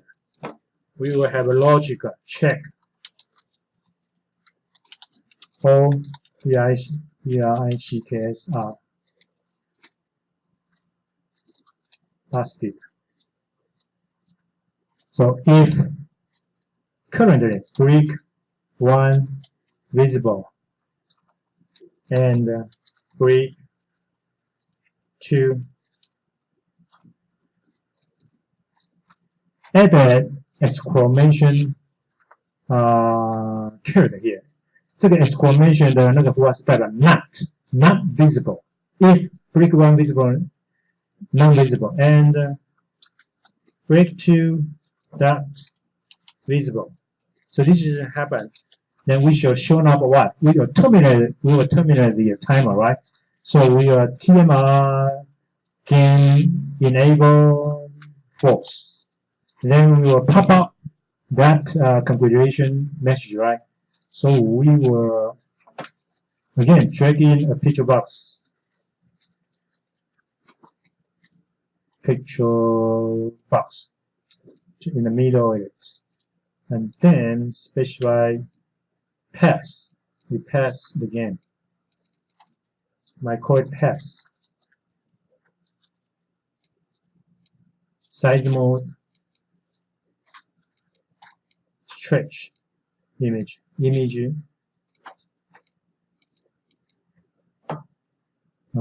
Pass. You pass. Make it larger. All right. And probably you may prepare some script to congratulations, something like that. Okay, so initially visible, false, right? False. Alright, so when it passed in the pass, visible, true. Terminate the timer. Make sure make it show configuration true, right? TRUE. So if the player want to play it again, right? So we'll go back to the click event, right? If player again visible, player visible false, similar, pretty similar, right?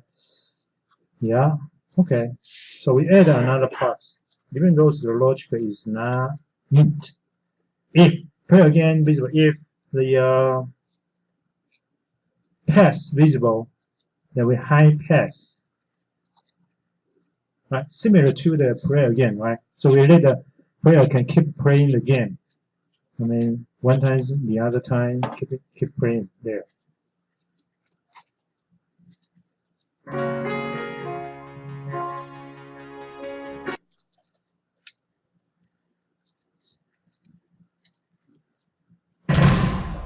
OK， 但是最后一次那个秀在那地方就马上触发了哈。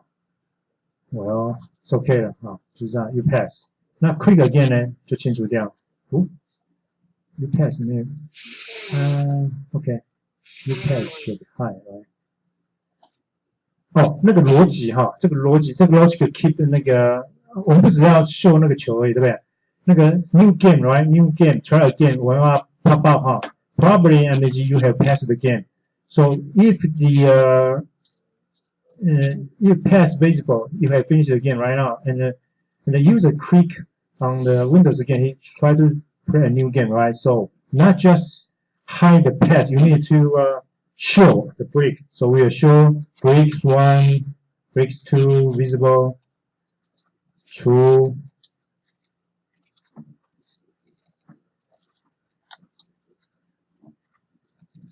Brick 1 visible, true, right? So last time we did not deal with this one. So similarly, for play again, we needed to bring back brick 1, brick 2, no matter whether it exists or not, right? Which is much more reasonable, right? So false. So actually, we can combine these two logic within one block because either way, player again or pass visible again, we need to turn them into invisible and then activate the brick 1, brick 2. Okay, so I try to combine these two parts of code into one part. So if players again visible or pass visible, either one will restart the game, right? Will restart again. So either way, will again, and then we simply hide play again and pass again, and show brick 1, brick 2. Move ball to the center. That's it. And then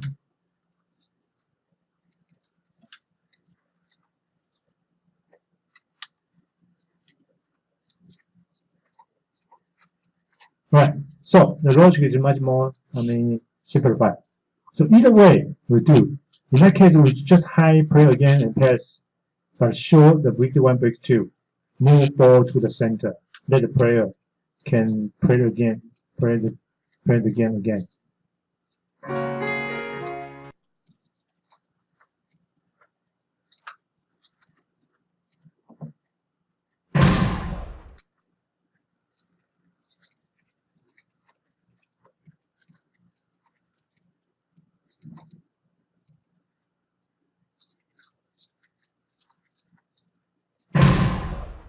Okay, so you pass, and then if we use a click on table again, so everything has been bring back.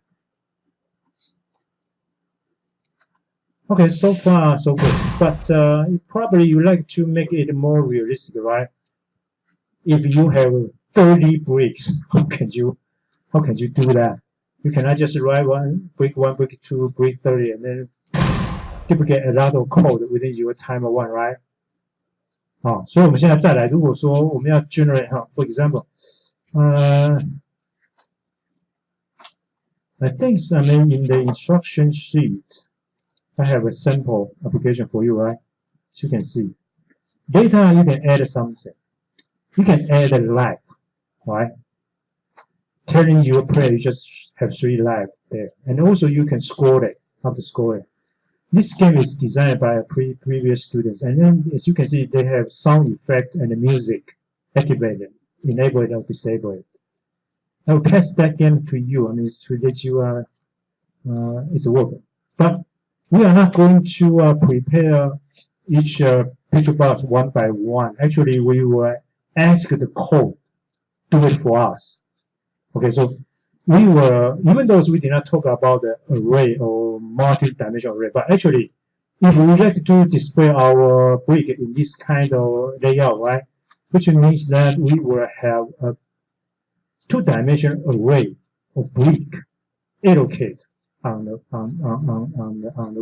phone, right? So we like to do the code to do that for us. So in that case, we need to set up a 2-dimensional array. So that's related to picture box, right?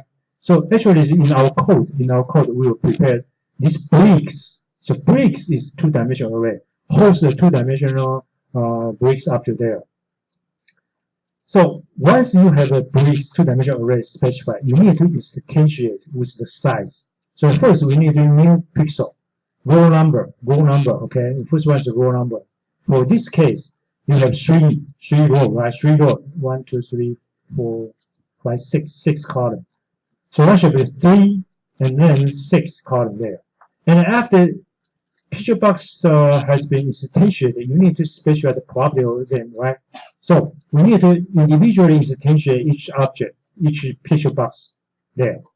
Set up, you see, set up the width, set up the height, set the position, left, top, and set up the image, right? Set up image. And then also add that brick to the form, control. So this is the code that we would like to let it generate by ourselves. Okay, so let us try to do it. Even though we did not talk about this complicated data structure, but remember that it's just like the mathematical matrix. See, just like a mathematical matrix. The usage, the format is quite similar to the mathematical matrix. So bear that with me, and let me show you how to do that. So in here, we might prepare a function. Okay, we might call it well. What should I call it? Okay, let us prepare the brick first. So we know each brick is actually an object of picture box, right? So we will say, oh, right now we like to have a picture, PIC picture box. If you simply just type picture box, that means an object of picture box. But right now it's an array, so it's an array symbol. If I do not put any comma there, which means it is 1-dimensional array. So if I put a comma within it, that means I like to define a 2-dimensional array.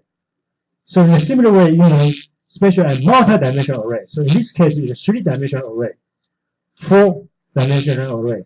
But right now we just have 2-dimensional array.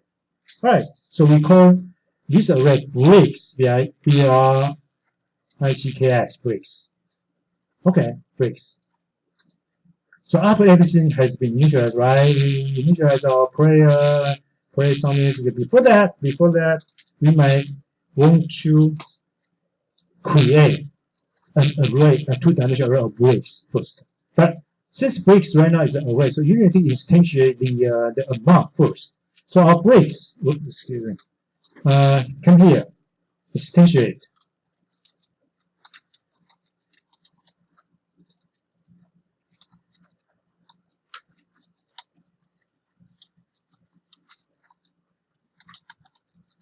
Alright, so bricks.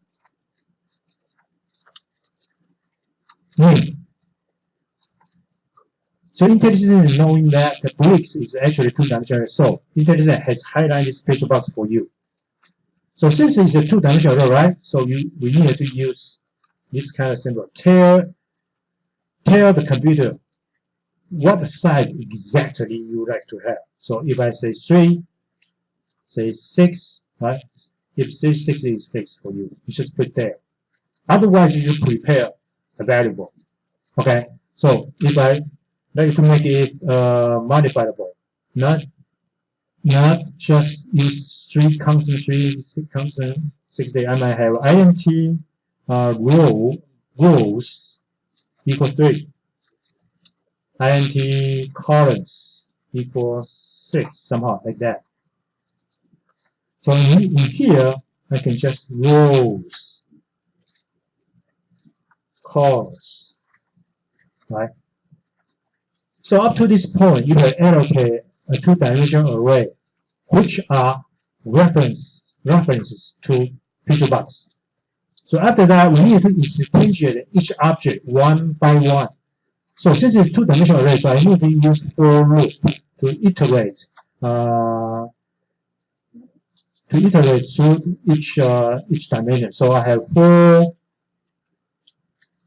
Because IntelliSense had highlighted this for us, right? So if you hit tab key twice, you just need to prepare that for you. So that's I. So equal then what? Equal rows. So I have these rows, right? So index will start from 0, 1, 2 up to rows minus 1. So we kind of traverse each row somehow, each row. So within these rows, I need to traverse each column, right? So I have 4. Again, double click it. All right, we have better giving kind of and I call it rename it. I call it rename it. 重新 rename it C. I'm going to use C. Stand for column. This I like to change the block variable. See, if I highlight this I variable, click on right button key, then rename it. I rename it to row. So R stands for rows. C stands for column. So how is the limit of column? COLS, right? COLS. Okay, so we create two-dimensional array, but right now the element is a reference type, so we need to instantiate each object one by one. So right now the bricks, right now we can use index to enumerate each element. R, C, right? The bricks are this element. We need to instantiate a new picture box. Create. And then we set property. Remember that. We set property where bricks R, C. What kind of property? Size mode, right? Size mode. It's an enumeration. Equal hit blank space. IntelliSense will pop out this enumeration for you. So size mode dot. Once IntelliSense has highlighted this enumeration for you, you simply tap dot to select one. Strange, right? Strange image. Okay, great. How about the image? All right. So with special image, click again R C image. So remember that where is image? It is under the namespace properties. P-R-O-P-E-R. Okay, properties is a namespace. And within this space, we just has defined a class for us called resources. It's a class. And that image has been encapsulated as a property. We call it what? Brick, right? B-R-I-C-K. So we set the image for this block. But right now we are about to set the size, right? The width and height, and also set the location, right? So we need to set the location. And if you refer to the instruction, I do have an example here for you, right? So you need to specify the width. So you need to specify brick width, brick height, right? So you need to determine for that. And also you need to separate them. You need to specify the left, right? So okay. So roughly here we prepare a local variable. Okay, and I call it intw equal what? Client rectangle, right? We know the container width, right? Divided by columns, right? Width divided by columns. Okay, this will be my brick width. How about the height? Int height. Well, it's arbitrary. Probably I like to do my h equal My units divided by 5, up to you, H. So right now I have WH ready for my brick. Okay, so I keep specifying the size of this brick, BRICKS, right? Bricks, R, C. Right now we are about to set its width equal W. Bricks, R, C, height equal H. What's left should be the position, right? Location left, top, right? So I need to specify the type. Bricks, R, C, left. Oops, excuse me. The left. So how can I say left? It's related to what? To column wise, right? Each column has width specified. So it's related to C. So I use C time width. So the first one should be 0, right? C start from 0. So 0 start from 0. And how about the first one? First one just take start from width. I do not specify any space between brick, okay? It's not good. Layout-wise, it's not good. But it's very simple. I just do that. You can modify it a little bit by yourself. So bricks, and then bricks R, C, top. I need to specify top. Probably I will leave probably 2H there. I might have 2H there plus H plus row times H. Because of the space or two height will be probably for you to add a score and to add some live symbol there. All right, so brick is there. But it's not enough. Right now we just instantiate a bunch of bricks, right? We need to add each of them to the form, to the container. So the container is what? The container is this form itself. Then this form contains a property called control. CONTROLS. Controls. It's a collection of all the control. Currently has been specified within the form. Dot add. Add what? Add this brick object. BRICKS or C. Only this line is executed. That brick is added to your form. Okay, so far it's okay. So we expected that there should be 60 bricks allocated right here now again. So okay, we run it. If you have a comparison error, please raise your hand and maybe TA will help you out. Okay, so initially I have 3 by 6 brick there. So it's very nice there. So I'm actually move my ball a little bit there. So I move it to probably somewhere. And these two guys will not be used anymore, right? So since we write the code to generate a bunch of bricks automatically, we are not going to deal with each object one by one later. So we kind of move robot, and then we need to change our logic right now. We are not going to deal with brick 1, brick 2 anymore. We are going to deal with bricks RC, each one of them. Check about that. Okay, so go back to our code logic again. So where do we check the collision? We are in here, right? Brick 1 visible. The logic is that we make sure it is visible, and then we check the intersection, and then we do this kind of thing. So usually we have 2 individual bricks, right? We need to have 2 parts of code. Check it right here. But this time, since we are using 2-dimensional array, so it's really easy for us to do that. So we simply check a collision with all blocks, right here. So we kind of change our code. So if you want to traverse each element or these 2-dimensional, you need to set up well. No way. For INDR equals 0, R smaller than rows, right? You need to prepare this skeleton in order to traverse each each element of this two-dimensional for int c equals 0, c smaller than COLS, right? C plus plus. C plus means C will be added by 1 anyway. Okay, so after these two, after this nested for loop, we can enumerate each brick right here. So right here, up to this point, if see the logic is the same, we need to check whether it is visible or not. If bricks, right now, so bricks are C dot visible.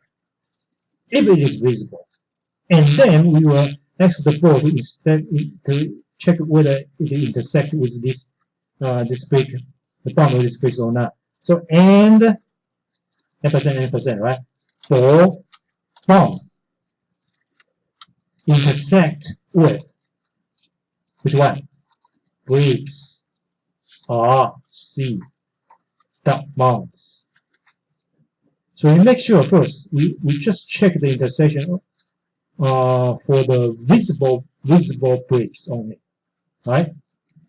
So this is the cases. It's similar, right? Similar. Brick one, right? Brick one bound, brick one bound intersect with ball, right? Ball bound with that. Similar. All right. So in that case, we similarly set visible to false, right? So bricks are C. Right now, enumerate this guy visible, tend to false, and then move blast to the new location, to this location. So, well, make it copy is much easier, but so blast location equal what? Bricks are C location. Visible turn it to the true. Explosion turn it to pre-explosion. Okay, that's it. See, our code is so neat, and we can deal with 18 brick. You see within this code, not just dealing with brick one by one. It's inefficient at all. Okay, so up to this point, that can be deleted. So probably you like to keep it, then you just make it comment it out.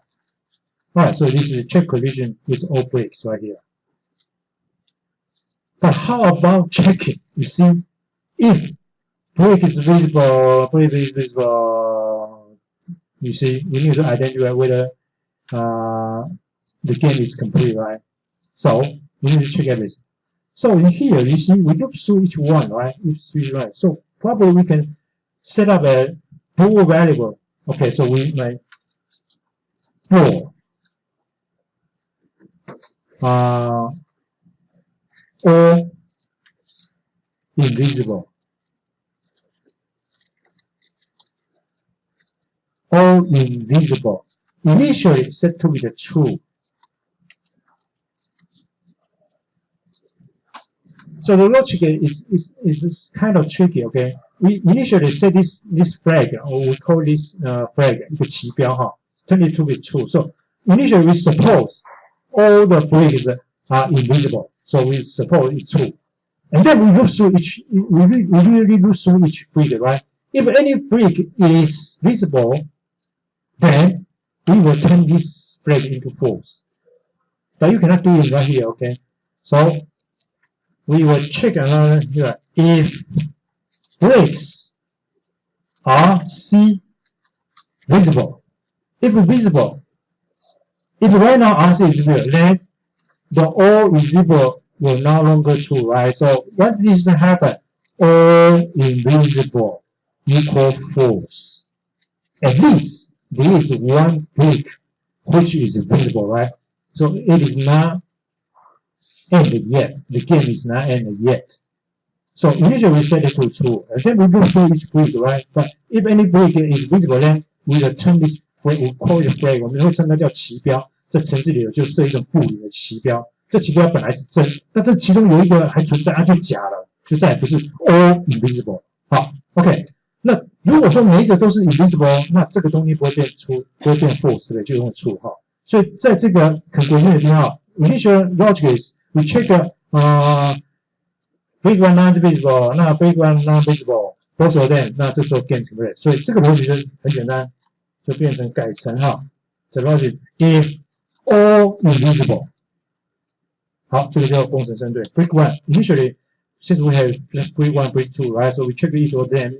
When both of them are invisible, then the game is over, right? But right now, we check this flag. If this flag is still true, then the game should be stopped because the user has passed it, right? Okay, so think about the logic, and then probably I ask you, still urging you on this, write down your own comment, knowing that you know the logic, logic, especially here. Okay, it's almost done right here. So let us try it. So we have, okay, we can delete this to create it. We don't need it. So we can delete it, and then play it again. Oops, something wrong, right? Because brick one, brick two, the code appears somewhere, but right now we delete it. Okay, never mind, we just debug it, okay, to see what's wrong there. So answer no. Always check the first L. See, the main brick two no longer exists. See, because in quick event, okay, we need to pick it up right here. All right. Okay, so since it's game over, right? Either way, the player lost his ball or complete the game, right? So we need to resume the game. So see, visible to visible, set it to brick to set it to 1. So right now it's about to resume. ISU all bricks. So we need to change the logic right here, right? So this two will no longer exist. So in order to look through each of them. Okay, this is interesting. Then for int r equals 0, r smaller than rows, r plus row. For int c equals 0, c smaller than cores, c++. And then bricks. Because we just have one statement, so I can use I can write this nested for loop without any process, parallel process. Visible, true.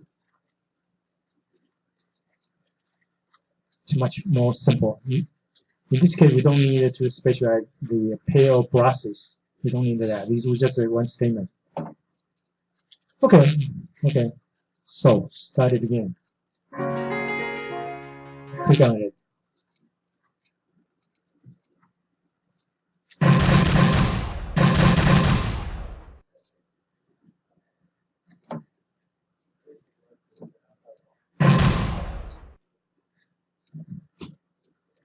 这是作弊啊！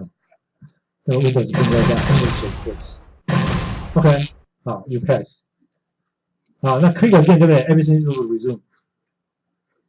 好，那但是这个你看就没有漂亮哈，就最好 fix 你的那个 Windows size 哈。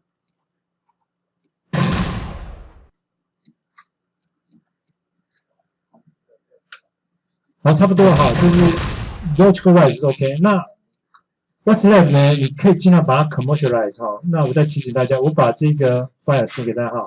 这个是后面这边哈，这个 code 在这个地方也可以发了哈。这个是另外一个同学写的，可能是2年前哈，我们同学做的。他写的就比较复杂，他还有 level 1啊，那是 next level， 那还有 live， 还有 score， 那还有那个叫金刚砖啊，金刚砖要那个 click twice 的才会 blast 的。那它有 sound。还有那个 music 哦，可以 sound turn on 那个 sound， 我把它 pass 一份给大家参考看哈。I will send this demo application to your desktop so you can play it around and then probably enhance your assignment anyway 哈。那我把它传到大家桌面去看一下哈。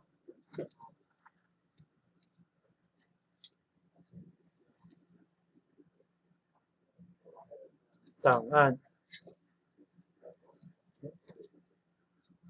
案收发哈 ，OK， 它的 application 我看一下，应该在这边哈，这个是应该是你的学长写的哈，06年的时候的，好，我把它发送。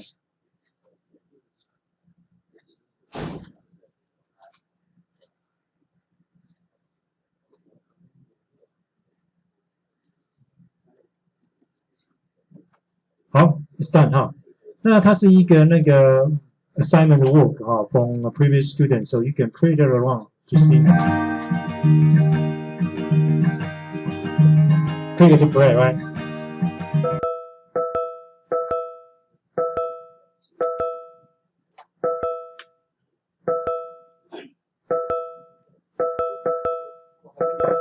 Right.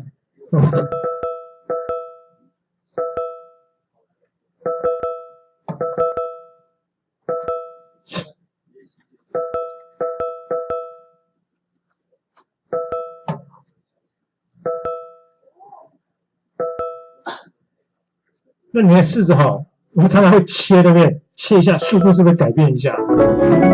好，那过关 level 2。那还有金刚砖啊，那个蓝色要撞2次，啊，那撞成红色的圈几颜色，然后再过去。我们虽然只有一招半式，但是你可以想想看，可以写复杂的这些 game， 对不对？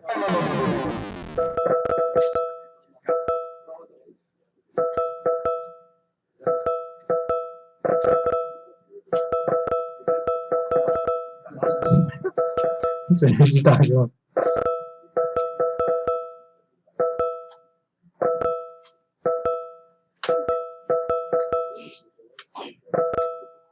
那 some break should be hit twice then before it's burst. OK，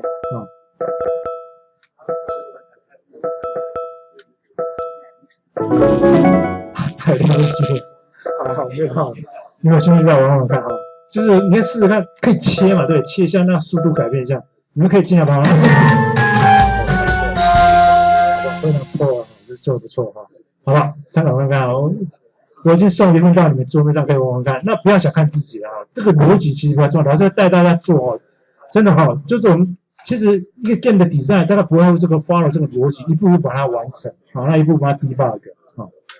好，那在你们桌面哈，我们可以试玩玩看哈。好吧，那今天差不多哈，就尽量把它做完成哈，就是可以加一些那个 heart， 然后加上几条生命，把它 count， 就加一些 int 嘛，给它计算一下 loss 的几次嘞。加减，那最后真的是 game over 啊，就可能关机啊，好，或是重来这样哈，把它做比较破一点。好，那我们今天哈说 OK，that will be all for today 哈。那 if you still have any problem, you can stay here, I will stay here for a little bit while 哈。那假如说这样问题留下来，那我跟指导帮你看一下哈。那我们就到这边。